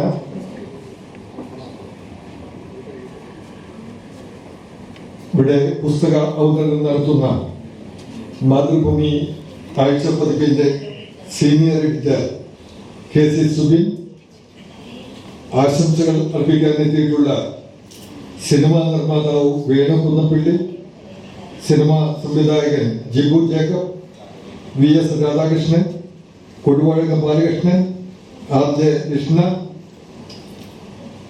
Shanavas MA, അതുപോലെ ഇതിന്റെ കാരണക്കാരനായിട്ടുള്ള പ്രവീൺ അയ്യമ്പിള്ളി, ഈ വേദിയുടെ സദസ്സിന്റെ മുന്നിൽ തന്നെ ഇരിക്കുന്ന നവതി കഴിഞ്ഞ അനുഗ്രഹീത ഗുരുനാഥൻ MK സേരി മാസ്റ്റർ, വാവയുടെ ജനറൽ സെക്രട്ടറി അനിൽ പ്ലാവ്യൻസ്, മറ്റിവിടെ സന്നിഹിതരായിട്ടുള്ള കലാ സാഹിത്യ സാംസ്കാരിക രംഗത്തെ ഏറ്റവും മികച്ച പ്രതിഭകളെ, സുഹൃത്തുക്കളെ, നിരവധി മാധ്യമ പ്രവർത്തകരും ഇവിടെ ഉണ്ട് എന്ന് കൃത്യമായിട്ട് മനസ്സിലാക്കിക്കൊണ്ട് തന്നെയാണ് ഞാനത് പറയുന്നത്. അപ്പൊ അവരെല്ലാം അടങ്ങുന്ന വലിയ ഒരു സദസ്സാണ് പ്രവീൺ അയ്യമ്പിള്ളി അനുഗ്രഹിക്കാൻ വേണ്ടി ഇന്ന് എത്തിയിട്ടുള്ളത്. ഞാൻ ഇവിടെ ഇരിക്കുമ്പോൾ ഒരു പഴയ ഓർമ്മ ആളുകൾ ഇങ്ങനെ വരുന്നത് കണ്ടപ്പോൾ, ഒരു പുസ്തക പ്രകാശനത്തിനാണല്ലോ വരുന്നത്, ഒരു സംഘടനയുടെയും പിൻബലമില്ലാത്ത ഒരു പുസ്തക പ്രകാശനം കൂടിയാണെന്ന് ഓർക്കണം. അപ്പൊ ആ വ്യക്തിയോടുള്ള സ്നേഹമാണ് അവിടെ പ്രധാനമായിട്ടുള്ളത്. അപ്പോ മറ്റേ നിങ്ങൾ എന്നെ കമ്മ്യൂണിസ്റ്റാക്കി നാടകം കാണാൻ വേണ്ടി KPSCയുടെ എല്ലാം പ്രാരംഭകാലത്ത് നായരമ്പലം യൂണിയൻ തിയേറ്ററിൽ ഞാൻ എൻ്റെ ചേട്ടന്റെ കയ്യിൽ പിടിച്ച് പോയിരിക്കുമ്പോൾ തിയേറ്ററിൽ ആളുകൾ നിറഞ്ഞു കവിഞ്ഞതുകൊണ്ട്, അന്ന് പനമ്പ് കൊണ്ട് ഉണ്ടാക്കിയ തിയേറ്ററുകളായിരുന്നു, അതിൻ്റെ എല്ലാം ഒരു ഭാഗം പൊളിച്ചു വെച്ച് ആളുകൾ തിയേറ്ററിൽ നിന്ന് നാടകം കണ്ട ഓർമ്മയാണ് വന്നത്. അതുപോലെ ഒരു രംഗമാണ് ഇവിടെ പലർക്കും ഇവിടെ പൊളിക്കാൻ പറ്റുന്ന, നീക്കിവെക്കാൻ പറ്റുന്ന ഒന്നുമല്ല. ഗ്ലാസ് ആയതുകൊണ്ട് പലരും വിഷമിക്കുന്നത് ഞാൻ കണ്ടു. അതിങ്ങനെ പതുക്കെ തല്ലി നോക്കുന്ന പോലെയൊക്കെ തോന്നി. അപ്പൊ അതുപോലെ പ്രവീണിനോടുള്ള സ്നേഹം അണപൊട്ടി ഒഴുകുന്ന ഒരു രംഗമാണ് നാം ഇവിടെ കാണുന്നത്. അദ്ദേഹം എഴുതിയ ആദ്യത്തെ കൃതി ആമവൈ അതിന്ന് പ്രകാശനം ചെയ്യപ്പെട്ടിരിക്കുകയാണ് നമ്മുടെ എല്ലാം സാന്നിധ്യത്തിൽ. നിങ്ങളുടെ എല്ലാ അനുഗ്രഹത്തോടു കൂടി തന്നെ അത് പൊതുവേദിയിലേക്ക് ആ പുസ്തകം പറന്നുയർന്നിരിക്കുകയാണ്. പ്രവീണിന്റെ പ്രത്യേകതകളെ കുറിച്ചെല്ലാം ഇവിടെ പലരും പറഞ്ഞു കഴിഞ്ഞതാണ്. ഞാൻ അദ്ദേഹത്തെ പഠിപ്പിക്കാൻ കഴിഞ്ഞത് ഒരു ഭാഗ്യമാണല്ലോ. ഇങ്ങനെയുള്ള ചില കുട്ടികളെ പഠിപ്പിക്കാൻ കഴിയുന്നത് ഭാഗ്യമാണ്. അപ്പൊ ആ കൂട്ടത്തിൽ പല ഭാഗ്യവാന്മാർ ആ കൂട്ടത്തിലുണ്ടെങ്കിൽ അതിൽ പ്രധാനപ്പെട്ട ഒരാൾ തന്നെയാണ് പ്രവീൺ. ഇടയ്ക്ക് യൂട്യൂബിലും അതുപോലെ തന്നെ വാട്സപ്പിലും ഒക്കെ ഇതുപോലെ പഴയ അനുഭവങ്ങൾ പങ്കുവയ്ക്കുന്നത് ഞാൻ വായിച്ചിട്ടുണ്ട്. ഞാനിത് നോക്കുന്ന ആളല്ല കൂടുതലായിട്ട്. അപ്പോ എങ്കിലും പലരും പറയും, ചിലപ്പോൾ എന്റെ മകൻ തന്നെ ആയിരിക്കും, ഇന്ന് പ്രവീൺ ഒരു കാര്യം അതിലിട്ടിട്ടുണ്ട് എന്നൊക്കെ പറയുമ്പോഴാണ് നോക്കുന്നത്. ഈ പ്രവീൺ അയ്യമ്പിള്ളി എന്ന പേര് തന്നെ ഇവിടെ വളരെ അഭിമാനത്തോടു കൂടിയാണ് പഞ്ചായത്ത് പ്രസിഡന്റ് പറഞ്ഞത്. അയ്യമ്പിള്ളിക്കാരൻ ധാരാളം പേരുണ്ട്, മിടുമിടുക്കന്മാരായിട്ടുള്ള ആളുകൾ. അതിന്റെ ആ സരണിയിൽ, അതിന്റെ ആ വഴിയിൽ പ്രവീണം വന്ന് നിൽക്കുകയാണെന്ന് മാത്രമേ ഉള്ളൂ. ഞാൻ ഹൈസ്കൂളിൽ പഠിക്കാൻ ചെന്ന കാലത്ത് ഞങ്ങളെ പേടിപ്പെടുത്തുന്ന ഒരു എഴുത്തുകാരൻ ഇവിടെ ഉണ്ടായിരുന്നു, J. അയ്യമ്പിള്ളി എന്ന് പറയും. ആർക്കെങ്കിലും ഓർമ്മയുണ്ടോ എന്ന് എനിക്ക് നിശ്ചയമില്ല. ഒരുപക്ഷെ വീണ കുന്നപ്പള്ളിക്കൊക്കെ ഓർമ്മയുണ്ടാവുമെന്നാണ് എനിക്ക് തോന്നുന്നത്. J. അയ്യമ്പിള്ളി അദ്ദേഹം ആ കാലത്ത് തന്നെ സിനിമ മാസികകളിലൊക്കെ കഥ എഴുതുന്ന ആളായിരുന്നു J. അയ്യമ്പിള്ളി. പക്ഷേ ഭാഗ്യമോ നിർഭാഗ്യമോ എന്ന് പറയട്ടെ, അദ്ദേഹത്തെ ഞാൻ ഒരിക്കൽ തോൽപ്പിച്ചു. വിജ്ഞാനവർദ്ധിനി സഭയുടെ ജൂബിലി നടക്കുന്ന അവസരത്തിൽ ഒരു ചെറുകഥാ മത്സരം വന്നു. ഞാൻ ചെറുകഥ എഴുതുന്ന ആളൊന്നും ഏറ്റവും വളർന്നിട്ടില്ല, നല്ല വായനക്കാരനായിരുന്നു. എങ്കിലും മത്സരമല്ലേ, കഥ എഴുതാനുള്ള മിടുക്കുകൊണ്ട് ശങ്കരൻ കരിപ്പായി എന്നൊരു അധ്യാപകനായിരുന്നു, വിദ്വാൻ ശങ്കരൻ കരിപ്പായി എഴുത്തുകാരനായിരുന്നു. അത് ഞാൻ പറഞ്ഞു, സിപ്പി നിന്റെ പേര് കൊടുക്ക്, അവിടെ കഥാമത്സരത്തിന് പേര് കൊടുക്ക്, നീ ഇവിടെ എഴുതുന്നതൊക്കെ കണ്ടിട്ടുണ്ടല്ലോ, കൊടുക്കാൻ പറഞ്ഞു. അങ്ങനെ 36 പേര്. അപ്പൊ ഭയമായിരുന്നു. ആ ഹോളിൽ ചെന്നിരിക്കുമ്പോ 36 പേര് വൈപ്പിങ്കരയിലെ സ്കൂളുകളിൽ നിന്ന് വന്നിട്ടുള്ള കുട്ടികൾ എഴുതാനിരിക്കുമ്പോ എനിക്ക് ഈ ബാലനയ്യമ്പിള്ളി, നമ്മുടെ ജയനയ്യമ്പിള്ളിയുടെ മുഖത്തേക്ക് തന്നെയാണ് ഞാൻ നോക്കിക്കൊണ്ടിരുന്നത്. സമ്മാനം അയാൾക്കുള്ളതാണെന്ന് ഞങ്ങൾക്ക് ഉറപ്പാണ്. അതുകൊണ്ട് തന്നെ ഞങ്ങൾക്ക് പേന ചലിപ്പിക്കാൻ പോലും കഴിഞ്ഞില്ല. ഇങ്ങനെ വിഷമിച്ചിരിക്കുമ്പോഴാണ് ഒരു വിഷയം കിട്ടിയത്. ഇതാണ് നാട്ടിൻ പുറത്തെ ഒരു പാവപ്പെട്ട തൊഴിലാളിയുടെ അന്ത്യം എന്നതായിരുന്നു കിട്ടിയ വിഷയം. നാട്ടിൻ പുറത്ത് ഒരു പാവപ്പെട്ട തൊഴിലാളിയുടെ അന്ത്യം. ഞാനിത് കേട്ട് വിഷമിച്ചങ്ങനെ ഇരിക്കുകയാണ്. എന്താണ് എഴുതേണ്ടതെന്നൊന്നും നിശ്ചയമില്ല. വായിച്ച ഓർമ്മകൾ, പൊൻകുന്നം വർക്കിയുടെയും കേശവദേവിന്റെയും ബഷീറിന്റെയും കഥകളൊക്കെ വായിച്ച അനുഭവം മനസ്സിൽ നിൽക്കുന്നുണ്ട്. ജയന എം.പി. അടക്കമുള്ള ആളുകളൊക്കെ ധൃതി പിടിച്ച് അങ്ങനെ എഴുതുകയാണ്. ഒന്നും ഒരു എത്തുംപിടിയും കിട്ടാതെ ഞാൻ ഇരിക്കുമ്പോ പെട്ടെന്ന് ഒരാൾ വന്നെന്റെ മുന്നിൽ നിന്നു, ആ മനസ്സിന്റെ വാതിൽക്കൽ വന്നു നിന്നു. അത് എന്റെ അപ്പനായിരുന്നു, അന്തപ്പൻ മാപ്പിള. നാട്ടുകാരൊക്കെ അന്തപ്പൻ മാപ്പിള എന്ന് വിളിച്ചിരുന്ന കയർ തൊഴിലാളി, യാതനയുടെയും വേദനയുടെയും കയത്തിൽ മുങ്ങി ജീവിക്കുന്ന ഈ നാട്ടിന്റെ പ്രതീകമായിരുന്ന എന്റെ അപ്പൻ, പട്ടിണിക്കാരൻ അന്തപ്പൻ മാപ്പിളയാണ് അവിടെ വന്നു നിന്നത്. പിന്നെ എനിക്കൊന്നും ചിന്തിക്കാനുണ്ടായിരുന്നില്ല. അന്തപ്പൻ മാപ്പിളയെ കഥാപാത്രമാക്കിക്കൊണ്ട് അദ്ദേഹത്തിന്റെ വീട്ടിലെ പട്ടിണിയും കഷ്ടപ്പാടുകളും അദ്ദേഹത്തിന്റെ ജീവിതവും, വെളുപ്പിന് എഴുന്നേറ്റ് വെളുപ്പിന് പാതര കഴിയുമ്പോ മറ്റാളുകളെ കൂകി വിളിച്ചുണർത്തുന്ന ആ അനുഭവം വെച്ച് ഞാൻ കഥ എഴുതി. അവസാനം ദാരുണമായ അന്ത്യം ആണ് വേണ്ടത് കഥയ്ക്ക്. അപ്പൊ എന്ത് ചെയ്യും? ഞാൻ എന്റെ അപ്പനെ കൊല്ലാൻ തീരുമാനിച്ചു. ചകിരി കൂമ്പാരങ്ങൾക്കിടയിൽ അപ്പൻ ചോര ഛർദ്ദിച്ച്, അന്ന് അങ്ങനെയാണ് ഈ കരത്തൊഴിലാളികള് ശ്വാസകോശത്തിനൊക്കെ ബുദ്ധിമുട്ട് സംഭവിച്ച് ചോര ഛർദ്ദിച്ച് മരിക്കുന്ന ഇതല്ല, അങ്ങനെ മരിച്ച് ചകിരി കൂമ്പാരങ്ങൾക്കിടയിൽ കിടക്കുന്നതായിട്ട് ചിത്രീകരിച്ചു, കഥയിൽ കൊടുത്തു. 3 ആഴ്ച കഴിഞ്ഞപ്പോഴാണ് സ്കൂളുകളിൽ, പത്രമൊന്നുമില്ല, വാട്സപ്പ് ഫോണൊന്നും ഇല്ലല്ലോ, റിസൾട്ട് വന്നപ്പോ എന്റെ അന്തപ്പൻ മക്കളൊക്കെയായിരുന്നു 1ാം സ്ഥാനം. ജയനയും പിള്ളിയെ തോൽപ്പിച്ച ആ സന്തോഷം, ആ അഭിമാനം ഇന്നും മനസ്സിൽ വായിട്ടില്ല. അതുകൂടാതെ നിരവധി പേര്, ജയനയും പിള്ളി മാത്രമല്ല, നല്ല സുഹൃത്തായിരുന്നു എന്റെ ജയനയും പിള്ളി. അയ്യമ്പിള്ളി ഭാസ്കരൻ ഉണ്ടായിരുന്നു, ഇപ്പോഴുണ്ട്. അയ്യമ്പിള്ളി ഭാസ്കരൻ ഇവിടെ വന്നിട്ടുണ്ടായിരുന്നു. ഇത്തിരി ശാരീരികമായി ബുദ്ധിമുട്ടുള്ളത് കൊണ്ട് അദ്ദേഹം ഇപ്പോ യാത്ര ചെയ്യുന്നില്ല. അയ്യമ്പിള്ളി ഭാസ്കരനുണ്ട്. ഇവിടെ പറഞ്ഞ ബാലൻ അയ്യമ്പിള്ളി, കേരളം കണ്ട ഏറ്റവും നല്ല നാടകൃത്തുക്കളിൽ നാടക സംവിധായകരിൽ ഒരാളായ ബാലൻ അയ്യമ്പിള്ളി, അയ്യമ്പിള്ളിയുടെ പേര് തന്നെയായിരുന്നു. അതിനിടയിൽ ഒരാളുണ്ടായിരുന്നു, ഇപ്പോ സിനിമാ സംവിധായകൻ വേണു കുന്നപ്പള്ളി ഇവിടെ ഇരിക്കുന്നുണ്ടല്ലോ, അദ്ദേഹം നിർമ്മാതാവും. ഇവിടെ ഒരു സിനിമ സംവിധാനം ചെയ്ത ഒരാളുണ്ടായിരുന്നു, ചാൾസ് അയ്യമ്പിള്ളി. ചാൾസ് അയ്യമ്പിള്ളി ചക്രവർത്തിനി എന്നൊരു സിനിമ, അദ്ദേഹത്തിന്റെ വാൾ പോസ്റ്ററുകളുടെ അടിയിൽ ചക്രവർത്തിനിയുടെ അടിയിൽ ചാൾസ് അയ്യമ്പിള്ളി എന്ന് അടിച്ചിട്ടുള്ള ഓർമ്മയും എന്റെ മനസ്സിൽ വരുന്നു. അതോടൊപ്പം ചെറിയ എഴുത്ത് അന്ന് തന്നെ ആരംഭിച്ചിരുന്നു.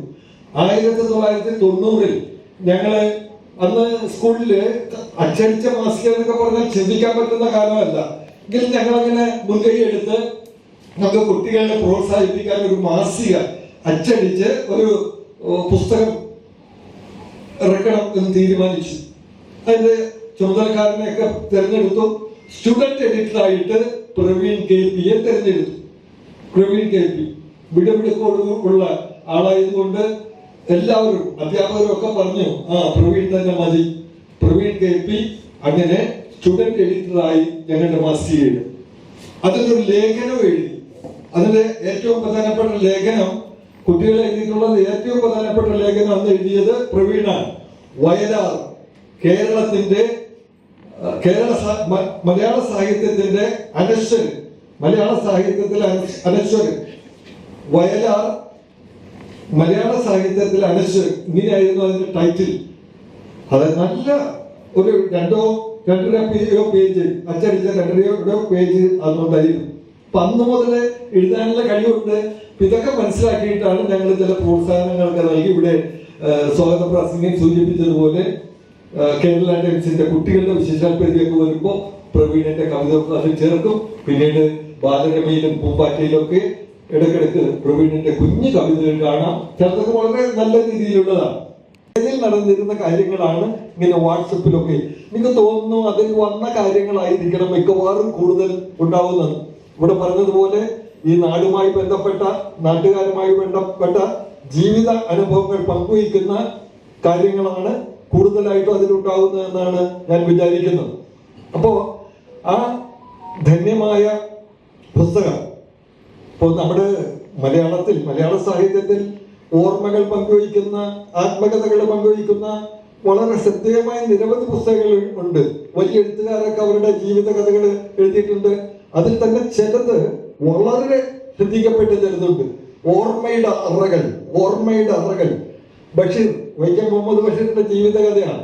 അതിന് അദ്ദേഹം പേര് കൊടുത്തത് അങ്ങനെയാണ്, ഓർമ്മയുടെ അറകൾ. അരങ്ങ് കാണാത്ത നടൻ തിക്കോടിയന്റെ ജീവചരിത്രമാണ്. നല്ല ഒന്നാന്തരം, മലയാളികൾ കൂടുതൽ വായിച്ച ഒരു ആത്മകഥയോ ഓർമ്മക്കുറിപ്പോ ഓർമ്മ പുസ്തകമോ ഈ തിക്കോടിയന്റെ അരങ്ങ് കാണാത്ത നാടകമാണ്. അധ്യക്ഷൻ വഹിക്കുന്ന panchayat president Shri K S Libin, വേദിയിൽ ഇരിക്കുന്ന സിപി പള്ളിപ്രസാദ് ഉൾപ്പെടെയുള്ള വിശിഷ്ട വ്യക്തികളെ, സദസ്സിലുള്ള സ്നേഹമുള്ള സഹോദരങ്ങളെ, ഞാനിങ്ങനെ അത്ഭുതത്തോടുകൂടി നോക്കിയാൽ ഇത്രയും ശാന്തമായിട്ട് സാഹൂതം ഇവിടെ നടക്കുന്ന കാര്യങ്ങളൊക്കെ ശ്രമിക്കുന്ന നിങ്ങൾ ഞങ്ങളുടെ പള്ളിയിൽ ആൾക്കാർ കുർബാനിക്കിരിക്കുന്ന പോലെ ഇരിക്കുന്നു. യാതൊരു അനക്കവുമില്ലാതെ, സംസാരവുമില്ലാതെ അയ്യപ്പള്ളി പ്രദേശത്തുള്ള ഒരു നല്ല സാംസ്കാരിക കൂട്ടായ്മയാണ് നിങ്ങളിൽ തോന്നുന്നത്. ഇത്രയേറെ ആളുകൾ ഇങ്ങനെയുള്ളൊരു പുസ്തക പ്രകാശനത്തിന് വരിക എന്ന് പറയുന്നത് തന്നെ ഒരു അത്ഭുതമാണ്. ഞാൻ ധരിച്ചു വെച്ചിരുന്നത് ഇതൊരു ചെറിയ ഒരു കൂട്ടായ്മയായിരിക്കും, ഒരു അരമുക്കാൽ മണിക്കൂർ നീളുന്ന ഒരു പരിപാടി. എനിക്കാണെങ്കിൽ 5 മണിക്ക് മറ്റൊരു പരിപാടിയിൽ അതിന് പോകാം. പക്ഷെ ഇവിടെ വന്നപ്പോഴാണ് ഇത് വലിയ ഒരു പരിപാടിയായിട്ട് അനേകരുടെ സ്നേഹവും ആശീർവാദവും കിട്ടുന്ന പ്രവീണിന് ഈ പുസ്തക പ്രകാശനം വലിയൊരു സംഭവമാക്കി മാറ്റാൻ സാധിച്ചു. പ്രവീണിനെ ആദ്യമായിട്ട് ഇതിനെ അഭിനന്ദിക്കുകയാണ്. പ്രവീൺ ഒരു സാഹിത്യ അഭിരുചിയുള്ള കുട്ടിയാണ് എന്ന് ചെറുപ്പത്തിലെ ഞങ്ങൾക്കൊക്കെ അറിയാമായിരുന്നു. 1990 കാലഘട്ടത്തിലാണ് ഞാൻ മേരിമാതാ കോളേജിൽ വരുന്നത്. ഇവിടെ സ്വാഗത പ്രസംഗത്തിൽ സൂചിപ്പിച്ചതുപോലെ തന്നെ ഏകദേശം 1000-ഓളം കുട്ടികൾ പഠിച്ചിരുന്ന ആ കാലഘട്ടത്തിലെ മേരിമാത വൈപ്പിക്കരയിലെ ഒരു എണ്ണപ്പെട്ട കോളേജ് തന്നെയായിരുന്നു. ഞാനൊരു പുസ്തകം കിട്ടിയപ്പോൾ തന്നെ ഇങ്ങനെ മറിച്ചു നോക്കി, പ്രവീൺ എന്നെക്കുറിച്ച് എന്തെങ്കിലും എഴുതി കാണുമോ എന്ന് പേടിച്ചിട്ടാണ്. കാരണം ഏതോ ഒരു അവസരത്തിൽ മേരിമാത കോളേജിനെ കുറിച്ചും അവിടുത്തെ അധ്യാപകരെ കുറിച്ചും എന്നെക്കുറിച്ചും എഴുതിയിട്ടുണ്ട് പ്രവീൺ. അതൊക്കെ വളരെ നല്ല കാര്യങ്ങളാണ്, ഞങ്ങളൊക്കെ അംഗീകരിക്കുന്ന പിന്നെ ബഹുമാനിക്കുന്ന തരത്തിലുള്ളതാണ്. ഇനിയിപ്പോൾ ഈ പുസ്തകത്തിൽ വല്ലതും ഉണ്ടാകുമോ എന്ന് ഞാൻ ഓടിച്ചു നോക്കിയിട്ടൊന്നും കണ്ടില്ല.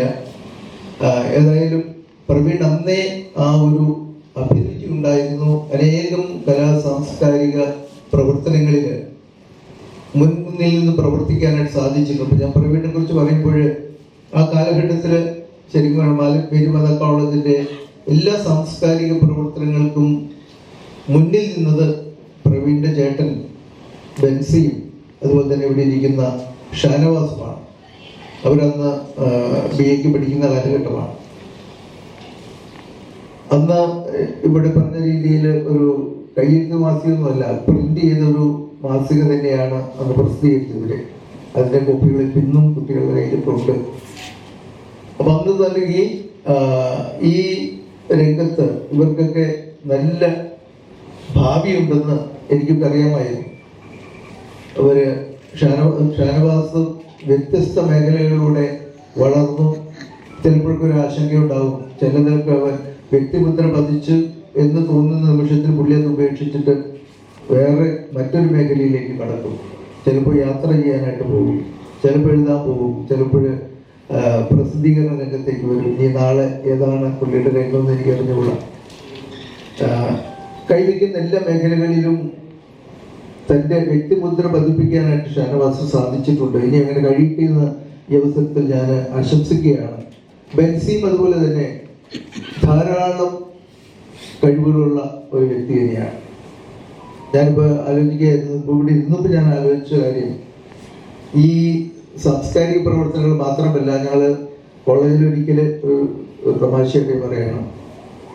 അവിടുത്തെ അന്നത്തെ കാലത്തൊക്കെ വലിയ യൂറിൻ ഷെഡാണ്, നീളത്തിൽ എടുക്കും. ഒരിക്കൽ ഞങ്ങൾ അധ്യാപകരാരാണ്ട് നോക്കി ചെന്ന് കഴിഞ്ഞപ്പോൾ ഒരു വൃത്തികെട്ട ചിത്രം ഒരറ്റം തൊടി മറ്റേ അറ്റം വരെ നീളുന്ന രീതിയിൽ വരച്ചു വെച്ചിരിക്കുകയാണ്, നീലം കൊണ്ടാണ്. അത് ഞങ്ങൾ അന്ന് പഠിപ്പിച്ചിരുന്ന കൃഷ്ണമാഷിക്ക് അത് വലിയ ഷോക്കായി. അദ്ദേഹം അത് മാച്ചു കളയാൻ നോക്കിയിട്ട് പറ്റുന്നില്ല. എൻ്റെ അടുത്തുനിന്ന് പറഞ്ഞു, ഞങ്ങൾ കുറെ അന്വേഷിച്ചു, ആരായിരിക്കും ഇത് വരയ്ക്കുന്നത്. അങ്ങനെ ഒരു സ്വഭാവമുള്ളൊന്നും അവിടെ ഇല്ല. ഞങ്ങളുടെ എല്ലാവരുടെയും പരിശ്രമങ്ങൾ പാഴായി കഴിഞ്ഞപ്പോൾ അന്ന് ഞാൻ ഈ ഷാനവാസിനോടും ബെൻസിയോടും പറഞ്ഞു, ഇതൊന്ന് കണ്ടുപിടിക്കണം. അങ്ങനെ ഞങ്ങളുടെ CID-മാരായിട്ട് ഇവർ രണ്ടുപേരും എങ്ങനെ കണ്ടുപിടിച്ചതെന്ന് എനിക്ക് അറിഞ്ഞുകൂടാ. 2-3 ദിവസം കഴിയുമ്പോൾ സംഗതി വന്ന് പറഞ്ഞു, ആളെ പിടികിട്ടിയിട്ടുണ്ട്, പക്ഷെ അച്ഛൻ ഒരു പ്രോമിസ് ഞങ്ങൾക്ക് തരണം, അയാളെ കോളേജിൽ നിന്ന് പറഞ്ഞു വിടരുത്. ഞാൻ പറഞ്ഞു വിടില്ല. അവരാളുടെ പേര് പറഞ്ഞു. ഞാൻ അതുപോലെ തന്നെ വാഗ്ദാനം അനുസരിച്ച് പറഞ്ഞു വിട്ടൊന്നുമില്ല. പിന്നീട് അയാൾ ഒരു പോലീസുകാരനായി, പിന്നീട് കുറച്ച് കഴിഞ്ഞപ്പോൾ മരിച്ചു പോയി ചെയ്തു. അപ്പോൾ ഇവര് സാംസ്കാരിക രംഗവും അതുപോലെ തന്നെ ഇങ്ങനെയുള്ള ഒരു നല്ല ക്യാരക്ടർ ഫോർമേഷന്റെ കാര്യത്തിൽ കൂടി ശ്രദ്ധിച്ചിട്ടുണ്ട്. പ്രവീൺ അവരുടെ ജൂനിയർ ആയിരുന്നു. പ്രവീൺ ഉള്ള കാലഘട്ടത്തിൽ മേരിമാത കോളേജിലേക്ക് കുഞ്ഞുണ്ണി മാഷ്, അതുപോലെ ദേവൻ മാഷ്, ഒരിക്കൽ മാധവിക്കുട്ടിയെ ക്ഷണിച്ചു വരാമെന്ന് പറഞ്ഞു, പക്ഷെ വന്നില്ല. ഇവരൊക്കെ വരാനുള്ള കാരണം പ്രവീണുമായിട്ടുള്ള അവരുടെ ബന്ധങ്ങളായിരുന്നു.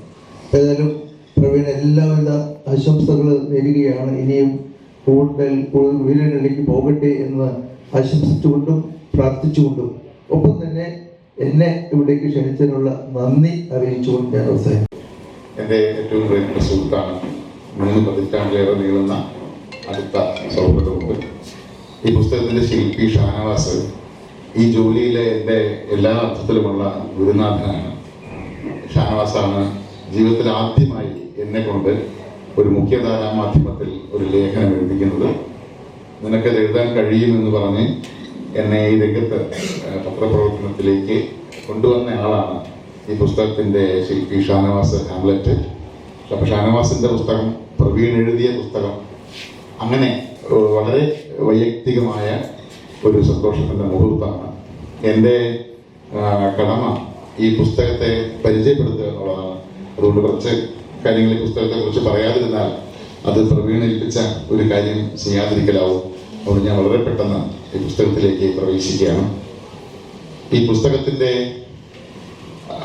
ഏറ്റവും പ്രവീണുമൊക്കെ പ്രതിനിധാനം ചെയ്യുന്ന ഒരു ജനറേഷൻ്റെ ഒരു അടിവാചകം ആകാൻ കഴിയുന്ന ഒന്നാണ് ഈ പുസ്തകത്തിന് പ്രവീൺ കണ്ടെത്തിയ പേര്. അത് ആമ വൈബ് എന്നാണ്. കാരണം ഒരിക്കൽ ബെൻസി ഒരു സ്വകാര്യ സംഭാഷണത്തിൽ ബെൻസി എന്നോട് പറഞ്ഞൊരു തമാശയുണ്ട്. നമ്മൾ കലുങ്കുകളിൽ നിന്ന് ലിങ്കുകളിലേക്ക് മാറ്റപ്പെട്ട ആളുകളാണെന്നാണ്. പണ്ട് ഞങ്ങളുടെ തലമുറയിലെ ആളുകൾ പരസ്പരം വിശേഷങ്ങൾ കൈമാറിയിരുന്നത്, സംസാരിച്ചിരുന്നത് കലുങ്കുകളിൽ നിന്നിട്ടാണ്. കലുങ്കുകളായിരുന്നു നമ്മുടെ പ്രധാനപ്പെട്ട അടിത്തട്ട് സാമൂഹികതയുടെ ഒരു പ്രകാശന കേന്ദ്രം. ഇപ്പോൾ അങ്ങനെ ആ അടിത്തട്ട് സാമൂഹികത ഇല്ലാതാവുകയും നമ്മുടെയൊക്കെ പ്രകാശന കേന്ദ്രങ്ങളായി ലിങ്കുകൾ മാറുകയും ചെയ്യുന്നു, ഈ വെബ് ലിങ്കുകൾ. ആ ലിങ്കുകൾ മാറിയ കാലത്ത് നമുക്കൊന്നും, എൻ്റെ തലമുറയ്ക്ക് അല്ലെങ്കിൽ പ്രവീണിന്റെ തലമുറയ്ക്കൊന്നും വേണ്ടത്ര രീതിയിൽ ആശയവിനിമയം സാധ്യമാകാത്ത മറ്റൊരു തലമുറ ഞങ്ങളുടെ മക്കളായും ഒക്കെ വളരുന്നുണ്ട്. അവരോട് സംസാരിക്കാനുള്ള ഭാഷ നിർഭാഗ്യവശാൽ നഷ്ടപ്പെട്ടവരാണ് ഞങ്ങളെല്ലാം. നമ്മളൊക്കെ ഭാഷ ഉണ്ട് എന്ന് കരുതുമെന്നല്ലാതെ വാസ്തവത്തിൽ അവരോട് സംസാരിക്കാനുള്ള ഭാഷ എനിക്കറിയില്ല, പ്രവീണിനും അറിയില്ല. ഞങ്ങളൊന്നും ജീവിച്ചു വന്ന ഒരു തലമുറയുടെ ഭാഷയോ ഒരു തലമുറയുടെ വികാര ലോകങ്ങളോ അവരുടെ ശരികളോ ശരികേടുകളോ ഒന്നുമല്ല പുതിയ ജനതയുടെ, പുതിയ കുട്ടികളുടെ ജീവിത ബോധ്യങ്ങൾ. പക്ഷേ ദൂരെ നിന്ന് കാണുന്ന ഒരാളെന്ന നിലയിൽ ഞങ്ങളുടെ ജനറേഷനേക്കാളൊക്കെ മൂല്യപരമായും സത്താപരമായും ഒക്കെ ഒരുപാട് ഉയരത്തിലാണ് നമ്മുടെ ഇപ്പോഴത്തെ കുട്ടികൾ എന്നത് വളരെ പ്രധാനപ്പെട്ടതാണ്. നമ്മളൊക്കെ ഈ ശാരീരികമായ സവിശേഷതകളെ അല്ലെങ്കിൽ വിശേഷതകളെ പരിഹസിച്ചൊക്കെ സംസാരിച്ചിരുന്ന ഒരു തലമുറ ആൾക്കാരാണ്. നിങ്ങൾ പുതിയ കുട്ടികളോട് അമ്മട്ടിൽ സംസാരിച്ചാൽ അവരപ്പോൾ തന്നെ പറയും, അങ്ങനെ സംസാരിക്കരുത്, അത് കറക്റ്റ് അല്ല. അവർ നമ്മളെ തിരുത്തും. ആ തലമുറയുടെ പ്രധാനപ്പെട്ട വാക്കുകളിലൊന്നാണ് വൈബ്. ഒരു ശകാര പദമായി അവർ ഉപയോഗിക്കുന്ന ഒന്നാണ് ഈ തന്ത വൈബ് എന്ന വാക്ക്. നമ്മുടെ കാലത്ത് തന്ത എന്നുള്ളത് മോശം വാക്കായിരുന്നു. പുതിയ കുട്ടികൾക്ക് അത് മോശം വാക്കല്ല. താതൻ എന്ന് പറയുന്ന ഒരു വാക്കിന്റെ തൽഭവമാണ് എന്നതുകൊണ്ട് തന്ത എന്നത് വളരെ മാന്യമായ വാക്കാണ് എന്ന് പുതിയ ജനറേഷൻ പറയുമ്പോൾ അത് നമ്മൾ അംഗീകരിക്കാതിരിക്കാൻ പറ്റില്ല. ഒരു ഭാഷയുടെ ശുദ്ധി കൽപ്പിക്കാൻ നമ്മൾ ആരും ഭാഷയുടെ പിതാക്കന്മാരല്ല. അതിനാൽ ഒരു ഭാഷയുടെയും ശുദ്ധിയോ അശുദ്ധിയോ നമ്മൾ കൽപ്പിക്കാൻ പാടില്ലാത്തതുകൊണ്ട് തന്ത വൈബ് എന്നുള്ളത് ഈ നൂറ്റാണ്ടിലെ ഏറ്റവും പ്രധാനപ്പെട്ട മലയാള പദങ്ങളിൽ ഒന്നാണ്. തന്ത വൈബ് എന്ന് പറയുന്നത് മുതിർന്നവരുടെ ശരികളിലേക്ക് കുട്ടികളെ നടത്താനുള്ള ഹീനമായ ശ്രമങ്ങളോട് കുട്ടികൾ നടത്തുന്ന പ്രതികരണവാചകമാണ് വാസ്തവത്തിൽ തന്ത വൈബ്. നമ്മുടെ നീതിയല്ലല്ലോ അവരുടെ നീതി, നമ്മുടെ ശരിയല്ല അവരുടെ ശരി. അതിനിടയിൽ പെട്ടുപോയ, അവരോട് സംസാരിക്കാൻ ഭാഷ നഷ്ടപ്പെട്ടു പോയ എന്റെയും പ്രവീണിന്റെയും ഒക്കെ തലമുറയുടെ വൈബ് വാസ്തവത്തിൽ ആമ വൈബാണ്. കാരണം ആമ വൈബിന്റെ അടിസ്ഥാനപരമായൊരു സവിശേഷത, ആമ ജയിക്കുകയൊക്കെ ചെയ്യും, പക്ഷെ ശരിക്കും ജയിക്കാനുള്ള ശേഷി ഉണ്ടാകുന്ന ആളൊന്നുമല്ല. മുയൽ ഉറങ്ങിപ്പോയത് കൊണ്ട് മാത്രം ജയിച്ച ഒരാളാണ് ആമ. ഞങ്ങളുടെ തലമുറ അങ്ങനെയായിരുന്നു. ഒരുപാട് അവസരങ്ങളൊന്നും ലഭിക്കാതിരുന്ന, വലിയ വലിയ മത്സരങ്ങളൊന്നും കാഴ്ചവെക്കാൻ കഴിയാതിരുന്ന, വലിയ ഓട്ടങ്ങളൊന്നും ഒരിക്കലും ഓടാൻ കഴിയാതിരുന്ന കൗമാരക്കാരും യുവാക്കളുമായിരുന്നു ഞാനും പ്രവീണൊക്കെ. കാരണം കേരളത്തിലെ ഏറ്റവും സവിശേഷമായ ഒരു ഭൂഭാഗത്ത്, അനുഭവങ്ങളുടെ ആഴക്കടലുകളുള്ള ഒരു ഭൂഭാഗത്താണ് പ്രവീൺ ജീവിക്കുന്നത്. നിർഭാഗ്യവശാൽ വൈപ്പിൻ മലയാള സാഹിത്യത്തിന്റെ അനുഭവ പരിസരങ്ങളിലേക്ക് അധികം കടന്നു വന്നിട്ടില്ല. എനിക്ക് തോന്നുന്നു ഒട്ടും തന്നെ കടന്നു വന്നിട്ടില്ല കാര്യമായി. കടൽ തന്നെ മലയാള സാഹിത്യത്തിൽ വളരെ അത്യപൂർവമായി, ഇപ്പോൾ തകഴിയുടെ ചെമ്മീനിൽ കടലുണ്ടോ എന്ന് ചോദിച്ചാൽ കടലല്ല ഉള്ളത്. ഇപ്പൊ മൊബിഡിക്കിലുള്ളതുപോലെ ഒരു വൻകടൽ ഇന്ത്യൻ സാഹിത്യത്തിൽ എവിടെയും നിങ്ങൾക്ക് കാണാൻ കഴിയില്ല. പക്ഷേ വൈപ്പിനിൽ കടലും വളരെ സവിശേഷതകളുള്ള, അനിതര സാധാരണമായ അനുഭവങ്ങളുള്ള, സുനാമി വന്നു തൊട്ട ഒരു വലിയ ദേശം പ്രവീണിന്റെ മുന്നിൽ നീളത്തിൽ ഇങ്ങനെ വിരാജിക്കുകയാണ്. പ്രവീണാകട്ടെ ഈ യാത്രകളിലുടനീളം കാണുന്ന ഓരോരോ മനുഷ്യരുടെ കുഞ്ഞു കുഞ്ഞു കാര്യങ്ങൾ പോലും, ഇപ്പൊ ജുബയിട്ട അണ്ണാറക്കണ്ണൻ എന്നൊരൊറ്റ വാക്കുകൊണ്ട്, ജുബയിട്ട അണ്ണാറക്കണ്ണൻ എന്നൊരൊറ്റ വാക്ക് മതി നിങ്ങൾക്കത് സിപ്പി പള്ളിപ്പുറമാണ്, നമ്മുടെ പ്രിയപ്പെട്ട സിപ്പി മാഷാണെന്ന് മനസ്സിലായി. ഈ പുസ്തകത്തില് സിപ്പി മാഷിനെ പ്രവീൺ പരിചയപ്പെടുന്ന ഒറ്റ വാക്കുകൊണ്ടാണ് ജുബയിട്ട അണ്ണാറക്കണ്ണൻ. എന്നിട്ടാണ് മാഷെ പറ്റി പറയുന്നത്. അങ്ങനെ പറയുമ്പോ മാഷിന്റെ സാഹിത്യ ജീവിതത്തെ ഒറ്റ വരിയിൽ ആറ്റിക്കുറിച്ചു. അത് ഞാൻ പറഞ്ഞു, പ്രവീണിന്റെ ഈ പുസ്തകത്തിന്റെ വലിയ സവിശേഷതകളിലൊന്നും അതാണ്. OVGനെ കുറിച്ച് എഴുതുമ്പോൾ തസ്രാക്കിലേക്ക് പോകാത്ത ആൾക്കാരില്ല. 100 കണക്കിന് ആൾക്കാർ തസ്രാക്കിലേക്ക് പോകും. പ്രവീൺ തസ്രാക്കിൽ പോയിട്ട് എല്ലാവരും കണ്ടത് തന്നെയാണ് പ്രവീൺ കാണുന്നത്. പുതുമയുള്ള ഒരു കാഴ്ചയുമില്ല. അപ്പൊ ഞാനത് ഇങ്ങനെന്താ ഇതിനെപ്പറ്റി എഴുതുന്ന കാര്യം എന്താ? തൊട്ടു പിന്നാലെ വരുന്നു വരി. OVGനെ കുറിച്ച് നിങ്ങൾ പറയുന്നതെല്ലാം മന്ദാരത്തിന്റെ ഇലകൾ കൊണ്ട് തുന്നിയ കൂട് വിട്ടു പോകുന്ന അച്ഛന്റെ ഖേദത്തെ കുറിച്ച് ഒന്നുമല്ല. പ്രവീൺ അവിടെ ഒരു ഫോട്ടോ പീഡിയുടെ പരസ്യത്തെ കുറിച്ച്, അവിടുത്തെ ഖസാക്കിൽ നിങ്ങൾ കാണുന്ന വിചിത്ര സുന്ദരങ്ങളായ പേരുകളെ കുറിച്ച് പറഞ്ഞിട്ട് ആ കുറിപ്പ് പ്രവീൺ അവസാനിക്കുന്നത് ഈ നിമിഷം ഞാൻ ആരുടെ ഓർമ്മയായിരിക്കും എന്നുള്ളതാണ്. വെറും 40 വരിയിൽ താഴെയുള്ള ഒരു കുറിപ്പിന്റെ ഒടുവിൽ പ്രവീൺ ആ കുറിപ്പിനെ അവസാനിപ്പിക്കുന്നത് ഈ നിമിഷം ഞാൻ ആരുടെ ഓർമ്മയാണ്. ലോക സാഹിത്യത്തിന്റെ കാലത്തെയും വലിയ സ്വത്ത് പ്രതിസന്ധികളുടെ ആഖ്യാനങ്ങൾ, ആഖ്യാതാക്കൾ. ഈ പുസ്തകത്തിന്റെ ആദ്യത്തെ പേജിൽ നിങ്ങൾ കാണുന്ന കാഫ്ക ഇത് കൃത്യമായി പറയുന്നുണ്ട്. മേയ്ക്കപ്പെട്ട് മാത്രം ആളുകൾ വരുന്ന ഒരു ഉത്സവമായിരുന്നു ജീവിതമെന്ന് ഞാൻ അറിഞ്ഞില്ല. ഞാൻ മേയ്ക്കപ്പെടാതെയാണ് അവിടെ നിന്നുപോയത്. തുറന്ന് ഞാൻ പറഞ്ഞല്ലോ, എന്റെയും പ്രവീണിന്റെ തലമുറയുടെ മുഴുവൻ വലിയ ഖേദങ്ങളിലൊന്നാണത്. പറഞ്ഞില്ലെന്നുണ്ടെങ്കിൽ ഞങ്ങൾ ഇവിടുന്ന് പോയി കഴിയുമ്പോൾ ഓർക്കുന്നുണ്ടെന്ന് പറഞ്ഞിരുന്നു. ഒന്ന്, നമ്മളിരിക്കുന്ന ഈ സ്ഥലം ഇത് ഏകദേശം ഒരു 1.5 ഏക്കറുള്ള ഒരു പ്രോപ്പർട്ടിയാണ്. ഇത് ഒരു കാലത്ത് ജീവിതത്തിൻ്റെ ഒരു ചെറുപ്പകാലമാണ്. അതായത് ഞാൻ LP സ്കൂളിൽ പഠിക്കുമെന്ന് പറഞ്ഞു കഴിഞ്ഞാൽ നമ്മുടെ ഹൃദയത്തോട് വളരെ ചേർന്നിട്ടുള്ള ഒരു സ്ഥലമായിരുന്നു. എൻ്റെ വീടെന്ന് പറഞ്ഞപ്പോൾ നിങ്ങൾ പറഞ്ഞ മെയിൻ റോഡിൽ പേര് വരുമ്പോൾ ഇടവഴിയിലുള്ള ആദ്യത്തെ വീടാണ്. അപ്പം ഞാൻ സ്കൂളിലോട്ട് നടന്നു പോയി കഴിഞ്ഞിട്ടുണ്ടെങ്കിൽ ആദ്യം വന്ന സ്റ്റോപ്പ് എന്ന് പറഞ്ഞ ഇവിടെയായിരുന്നു. അപ്പം ഇവിടെ എൻ്റെ പ്രായത്തിലുള്ള ഒരു കുട്ടി ഉണ്ടായിരുന്നു, ജെവിജു ജോൺ. പുള്ളി ഏകദേശം 25 വർഷം താമസിച്ച വീടാണത്. അപ്പം ഞാൻ ഈ വീട്ടിലെ ഒരു അംഗത്തെ പോലെയായിരുന്നു. ഈ വീടിൻ്റെ എല്ലാ ഭാഗങ്ങളും എനിക്കറിയാം. ഈ പറമ്പുകൾ, ഇവിടെ നിൽക്കുന്നവരെ മരങ്ങൾ എല്ലാം എന്ന് പറഞ്ഞിട്ടുണ്ടെങ്കിൽ ഞങ്ങളുടെ ഒരു ജീവിതത്തിൻ്റെ ഒരു ഭാഗം. ഇവിടെ ഒരു കുളമുണ്ടായിരുന്നു. അപ്പോൾ എനിക്കതിന് ഏകദേശം ഒരു 50 വർഷങ്ങൾക്ക് ശേഷം ഞാൻ ഈ പുരയിടത്തിൽ വന്നത്. അപ്പോൾ എന്താ മനസ്സിൽ കൂടി പല എന്തെന്ന് പറയണം, പല ഓർമ്മകളും കടന്നു പോയിക്കൊണ്ടിരിക്കുന്നു. പിന്നെ ഒരു കാര്യം എന്ന് പറഞ്ഞാൽ, ഞാനന്ന് എന്നും വന്ന് വിളിച്ചുകൊണ്ടിരുന്ന ആ കുട്ടി ഇവിടെ ഇരിപ്പുണ്ട്. പുള്ളി കുറേ വർഷങ്ങൾക്ക് ശേഷമാണ് വന്നത്. ജെയ്ജു എം ജോൺ എന്നാണ്. പുള്ളി വലിയ കാർഗോ ഷിപ്പിൽ ചീഫ് എഞ്ചിനീയറായിട്ട് വർക്ക് ചെയ്യുന്നത്. എറണാകുളത്താണ് താമസിക്കുന്നത്. അപ്പോൾ ഇത് ഞങ്ങൾക്ക് ഭയങ്കര ഒരു എന്താണ് പറയുക, ജീവിതത്തിൽ ഒരു വല്ലാത്തൊരു അനുഭവമുണ്ട്. അതൊന്നും. രണ്ടാമത് ഇപ്പോൾ സിബി സാറ് പറഞ്ഞു, ഞാൻ എഴുതിയൊരു ബുക്കിനെ പറ്റി പറഞ്ഞു, വിക്ടോറിയ 18 എന്ന് പറഞ്ഞത്. അത് 15 ബുക്കിൻ്റെ ഒരു കഥാസമാഹാരമാണ്. അതിൽ പലർക്കും വളരെയധികം ഇഷ്ടപ്പെട്ട, സാറ് പറഞ്ഞ പോലെ ഇഷ്ടപ്പെട്ട ഒരു കഥ ഞാൻ എഴുതിയാക്കെന്ന് പറഞ്ഞു കഴിഞ്ഞാൽ, നിങ്ങളിവിടെ നിന്ന് നോക്കുമ്പോൾ തിരിഞ്ഞ് നോക്കുമ്പോൾ മതിലിൻ്റെ അപ്പുറത്തുള്ള ഒരു സ്ഥലത്താണ്. അതായത് ആ വഴിയുടെ വളവിൽ നിന്ന് ഈ മതിലിൽ കോർണർ വരെ എത്തണ ഏകദേശം എനിക്ക് ഒരു 60-70 മീറ്റർ ഉള്ളിൽ നടന്നാക്കണ ഒരു സംഭവം, ഒരു കിണറൊക്കെ ഉണ്ടത്. അപ്പം എൻ്റെ ഈ പറയണ 5 വയസ്സ് 6-7 വയസ്സിലെ ഓർമ്മകൾ വെച്ചിട്ട് ഞാൻ എഴുതിയ ഒരു കഥയാണ്. അത് കഥ വളരെയധികം ആൾക്കാർ ഏറ്റെടുത്ത കഥയാണ്. അതിനുശേഷം ഞാനിവിടെ വന്നു കഴിഞ്ഞാൽ ഈ സ്ഥലങ്ങൾ കാണുമ്പോൾ എനിക്ക് ആ ഒരു വല്ലാത്ത ഫീലിങ്സാണ്. ഇത് രണ്ടുമാണ് ഈ പ്രവീണിൻ്റെ പ്രകാശനമായിട്ട് ബന്ധമില്ലാത്ത കാര്യങ്ങൾ. ഇനി പ്രവീണിൻ്റെ കാര്യത്തിലൂടെ കടന്നു കഴിഞ്ഞിട്ടുണ്ടെങ്കിൽ, ഞാൻ ഈ പ്രവീണിനെ കാണുന്ന പറഞ്ഞാൽ എൻ്റെ ചെറുപ്പത്തിൽ ഈ നേരത്തെ പറഞ്ഞ പ്രായത്തിൽ മിക്കപ്പോഴും ഓണത്തിനൊക്കെയാണ് പുതിയ ഡ്രസ്സുകൾ, അതായത് ഷർട്ടും ട്രൗസറും. അപ്പോൾ പ്രവീണിൻ്റെ അച്ഛൻ പ്രകാശേട്ടനാണ് എന്നത് തയ്ക്കുന്നത്. ആകെ എനിക്ക് ഓണത്തിന് മാത്രമാണ് ഈ പുതിയ ഡ്രസ്സുകൾ ഉണ്ടാവുള്ളൂ. അപ്പോൾ ഓണത്തിൻ്റെ അന്ന് സാധാരണ രീതിയിൽ ഉച്ചക്ക് നമ്മൾ സദ്യ കഴിക്കുമ്പോൾ ഈ പുതിയ ഡ്രസ്സ് ഇട്ട് കഴിക്കണം എന്നുള്ള ഇതിൽ പ്രകാശേട്ടൻ്റെ അടുത്ത് രാവിലെ ചെല്ലുമ്പോൾ ചിലപ്പോൾ പ്രകാശേട്ടൻ അത് കട്ട് ചെയ്ത് വെച്ചിട്ടുണ്ടാവുള്ളൂ. എന്നിട്ട് ഇന്ന് തയ്ക്കുമ്പോൾ പ്രകാശേട്ടൻ നമ്മുടെ ഭയങ്കര ടെൻഷൻ അടിച്ചായിരിക്കും. വീട്ടിൽ ബാക്കിയുള്ളവരൊക്കെ ഭക്ഷണം കഴിക്കാനിരിക്കുന്നു, ഞാൻ ഈ ഡ്രസ്സിന് വേണ്ടി വെയിറ്റ് ചെയ്തുകൊണ്ടിരിക്കുന്നു. അപ്പോൾ പ്രകാശേട്ടനാണെങ്കിൽ ഫുൾ തമാശകളും വേറെ ഇതൊക്കെ പറഞ്ഞുകൊണ്ടിരിക്കുമ്പോൾ എൻ്റെ കണ്ണെന്ന് അറിഞ്ഞു കഴിഞ്ഞിട്ട് ഞാൻ ആ നാരകണ്ണോട് പലപ്പോഴും എഴുതിച്ചിരിക്കുന്നത് ഞാനിപ്പോഴും ഓർക്കുന്നുണ്ട്.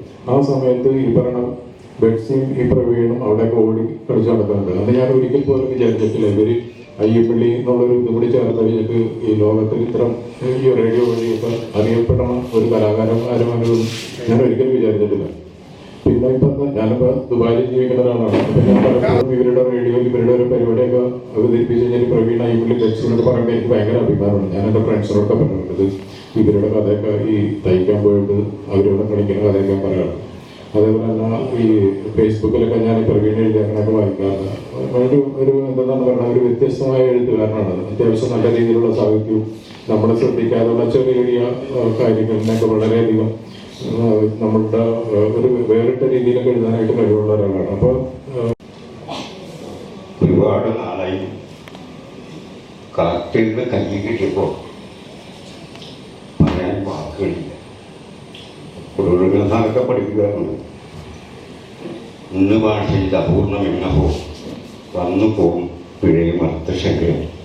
അവരവസ്ഥയിലാണ് ഞാൻ. എനിക്ക് എൻ്റെ അമ്മ പറ്റത് 2 അനിയന്മാരെ, മഹാദേവനും ഉണ്ണികൃഷ്ണൻ. പക്ഷെ അവരെക്കാളേറെ എൻ്റെ ഇടവും പലവും കയ്യിൽ പിടിച്ച് ഞാൻ നടത്തിയ പിള്ളേരാണ് വലിയ സത്യത്തില് അവരുടെ വളർച്ച ഞാൻ ഓരോ ദിവസവും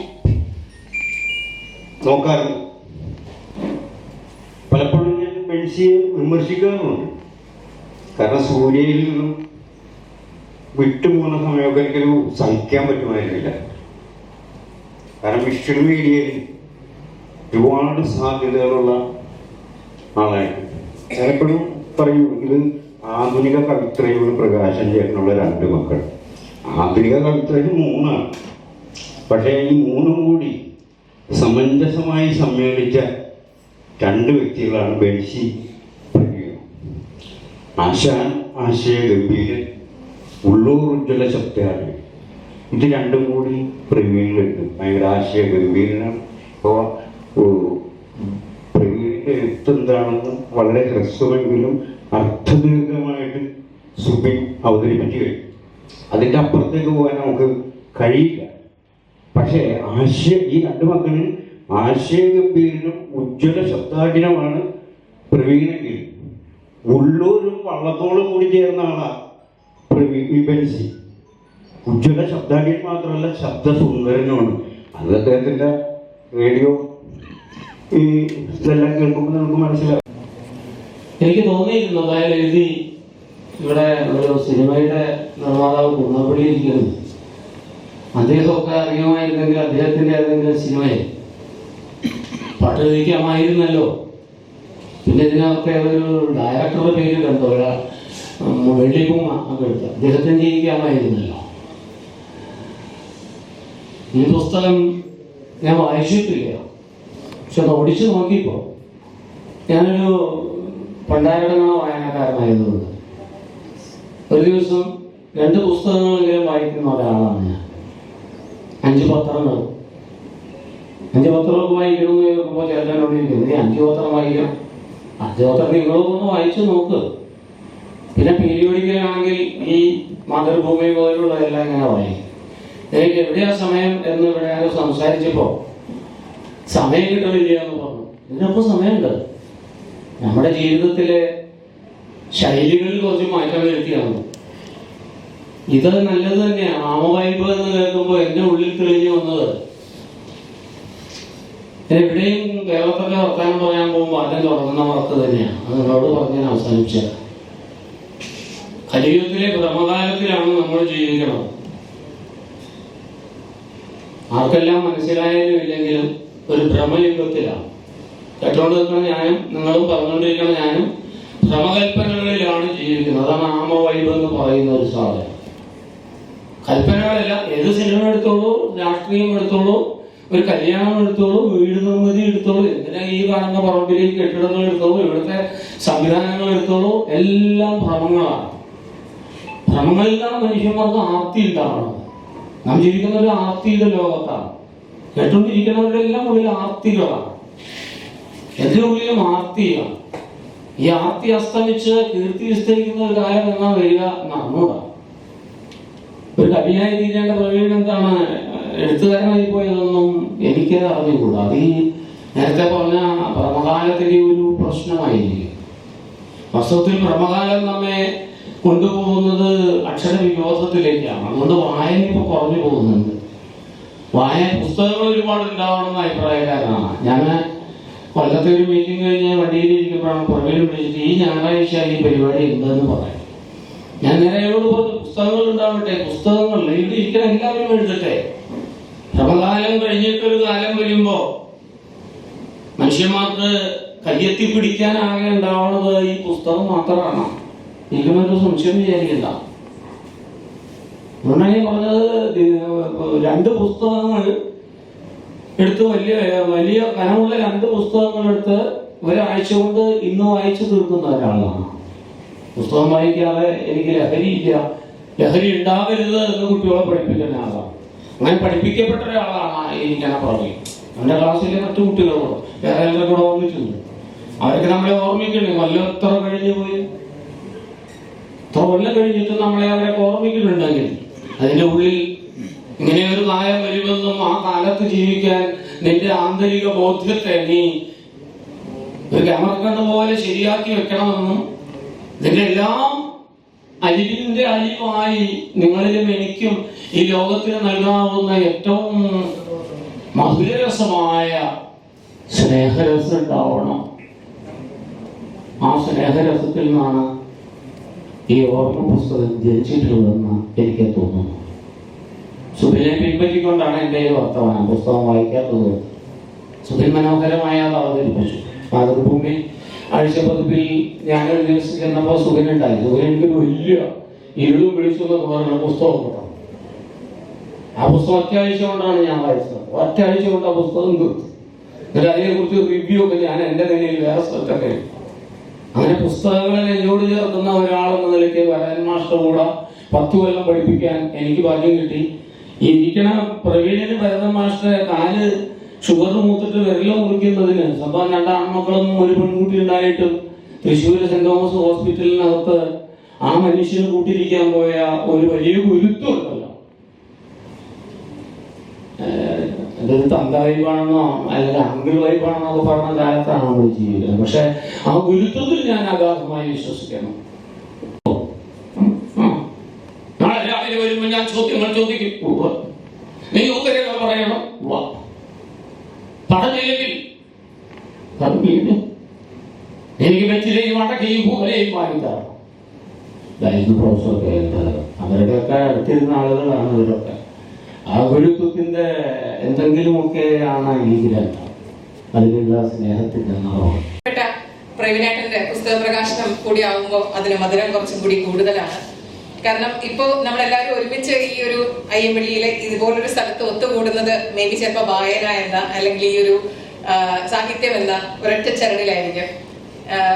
ഈ ഒരു ചരട് ശരിക്കും പറഞ്ഞാൽ എന്റെ ജീവിതത്തിലേക്ക് മെല്ലെ കടന്നു വന്നിട്ടുണ്ടായിരുന്നത് പണ്ട് സ്കൂൾ പഠിച്ചുകൊണ്ടിരിക്കുന്ന സമയത്ത് എന്റെ സുഹൃത്ത് വഴിയാണ്. കാരണം വീട്ടിൽ വായന എന്ന് പറഞ്ഞിട്ടുണ്ടെങ്കിൽ ഒരു പത്രം, ഏറിപ്പോയ മംഗളം അല്ലെങ്കിൽ മനോരമ, ഇതിനപ്പുറം അല്ലെങ്കിൽ ഒരു ബാലരമ അല്ലെങ്കിൽ ഒരു കളിക്കുടുക്ക, ഇതിനപ്പുറം വായന എന്ന ലോകം എന്റെ ജീവിതത്തിൽ തുറന്നു തന്നത് എന്റെ കൂടെ പഠിച്ചിട്ടുണ്ടായിരുന്ന ആര്യ ഗോപി, പി കെ ഗോപി സാറിന്റെ മകളാണ്. അങ്ങനെ സുഹൃത്തുക്കളാണ്. അങ്ങനെ എപ്പോഴും അവിടെ വീട്ടിൽ പോയി കളിക്കുകയൊക്കെ ചെയ്യും. അങ്ങനെയാണ് ജീവിതത്തിൽ ഞാൻ പുസ്തകം വായിച്ചു തുടങ്ങുന്നത്. അവിടെ നിന്ന് പി കെ ഗോപി സാർ ആദ്യമായി കയ്യിൽ തന്ന പുസ്തകമാണ് ടോട്ടോ ചാൻ. അതാണ് ഞാൻ ജീവിതത്തിൽ ആദ്യമായി വായിച്ചു തുടങ്ങുന്ന ഒരു പുസ്തകം.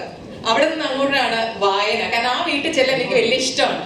കാരണം അവിടെ വീട്ടിൽ ചെല്ലുന്ന സമയത്ത് മേശപ്പുറത്ത്, അലമാരകളിൽ എവിടെ തിരിഞ്ഞു നോക്കിയിട്ടുണ്ടെങ്കിലും പുസ്തകങ്ങളാണ്. എനിക്ക് ഓർമ്മയുണ്ട്, പണ്ട് സ്കൂൾ പഠിച്ചുകൊണ്ടിരിക്കുന്ന സമയത്ത് ആര്യ സുഹൃത്തായതുകൊണ്ട് മാത്രം ഞാൻ പി കെ ഗോപി സാറിന്റെ കൂടെ അവരുടെ ഫാമിലിയുടെ കൂടെ എന്റെ ജീവിതത്തിൽ ആദ്യമായി ഒരു പുസ്തക പ്രകാശനം പങ്കെടുക്കാൻ വേണ്ടി പോയി. അന്ന് ആ പുസ്തകം പ്രകാശനം ചെയ്തത് സുകുമാർ അഴീക്കോട് സാറാണ്. അബ്ദുൾ സമദ് സമദാനിക്കായിരുന്നു പുസ്തകം കൈമാറിയിട്ടുണ്ടായിരുന്നത്. അന്ന് ആ പ്രസംഗത്തിനിടയില്, അന്ന് ആ സ്കൂൾ പഠിച്ചുകൊണ്ടിരിക്കുന്ന സമയത്ത് ആ പ്രസംഗം എനിക്ക് ഇപ്പോഴും ഓർമ്മയുണ്ട്. കാരണം സുകുമാർ അഴീക്കോട് നമുക്കറിയില്ല, അദ്ദേഹം അനർഘ നിർഗളമായി ഇങ്ങനെ സംസാരിച്ചുകൊണ്ടേയിരിക്കും. അപ്പോൾ ഈ ഒരു സംസാരത്തിന്റെ ഒരു കാര്യത്തെ കുറിച്ച് പണ്ട് സ്കൂളിൽ പഠിച്ചുകൊണ്ടിരിക്കുന്ന ഒരു കുട്ടി അദ്ദേഹത്തോട് ചോദിച്ചതായി അദ്ദേഹം അന്ന് ആ പ്രസംഗത്തിൽ പറഞ്ഞിട്ടുണ്ടായിരുന്നു. ഇതെങ്ങനെയാ ഇങ്ങനെ വാക്കുകൾ അനർഘ നിർഗളമായി ഇങ്ങനെ ഒഴുകാൻ പറ്റുന്നത്? അപ്പൊ അന്ന് കുട്ടിക്ക് പറഞ്ഞു കൊടുത്തിട്ടുള്ളത് അതിന് 3 അക്ഷരങ്ങൾ കൊണ്ടുള്ള ഒരു മാജിക്കാണ് വായന എന്ന് പറയുന്നത്. ആ വായന എന്ന് പറയുന്ന ഒരു ലോകത്തിലേക്ക് കടന്നു വന്ന് പിന്നീട് ഇതേപോലെ പുസ്തകങ്ങളെ ഒരുപാട് സെലിബ്രേറ്റ് ചെയ്യുന്ന, എനിക്ക് ഓർമ്മയുണ്ട്, ഞാൻ 19 വയസ്സിലാണ് റേഡിയോ മാംഗോയിലേക്ക് കാലെടുത്ത് വെക്കുന്നത്. അന്ന് മുതൽ പരിചയമുള്ള 2 പേരാണ് പ്രവീണ അയ്യമ്പടിയും ബെൻസി അയ്യമ്പടിയും. ഇവരുടെ വീട്ടിലേക്ക് ഞാൻ ആദ്യമായി വന്ന സമയത്ത് എനിക്ക് പി കെ ഗോപി സാറിന്റെ വീട് പോയ പോലെ ഒരു ഫീലാ. എവിടെ തിരിഞ്ഞു നോക്കിയാലും പുസ്തകങ്ങളാണ്. റാക്കിന്റെ പുറത്ത്, മേശപ്പുറത്ത്, അതേപോലെ അവിടെ ഷോക്കേസ് ഉണ്ട്, അവിടെ ഉണ്ട്.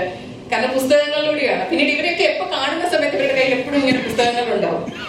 ആ സാഹിത്യവും ആ ഒരു ലിറ്ററേച്ചറിനോടുള്ള ഇവരുടെ ആ ഒരു ഇഷ്ടവും ഇവരുടെ എഴുത്തും എപ്പോഴും നമ്മൾ ജോലി ചെയ്യുന്ന ആ ഒരു മേഖലയിലും എപ്പോഴും മുന്നോട്ട് കൊണ്ടുപോകുന്ന ഒരു കാര്യമാണ്.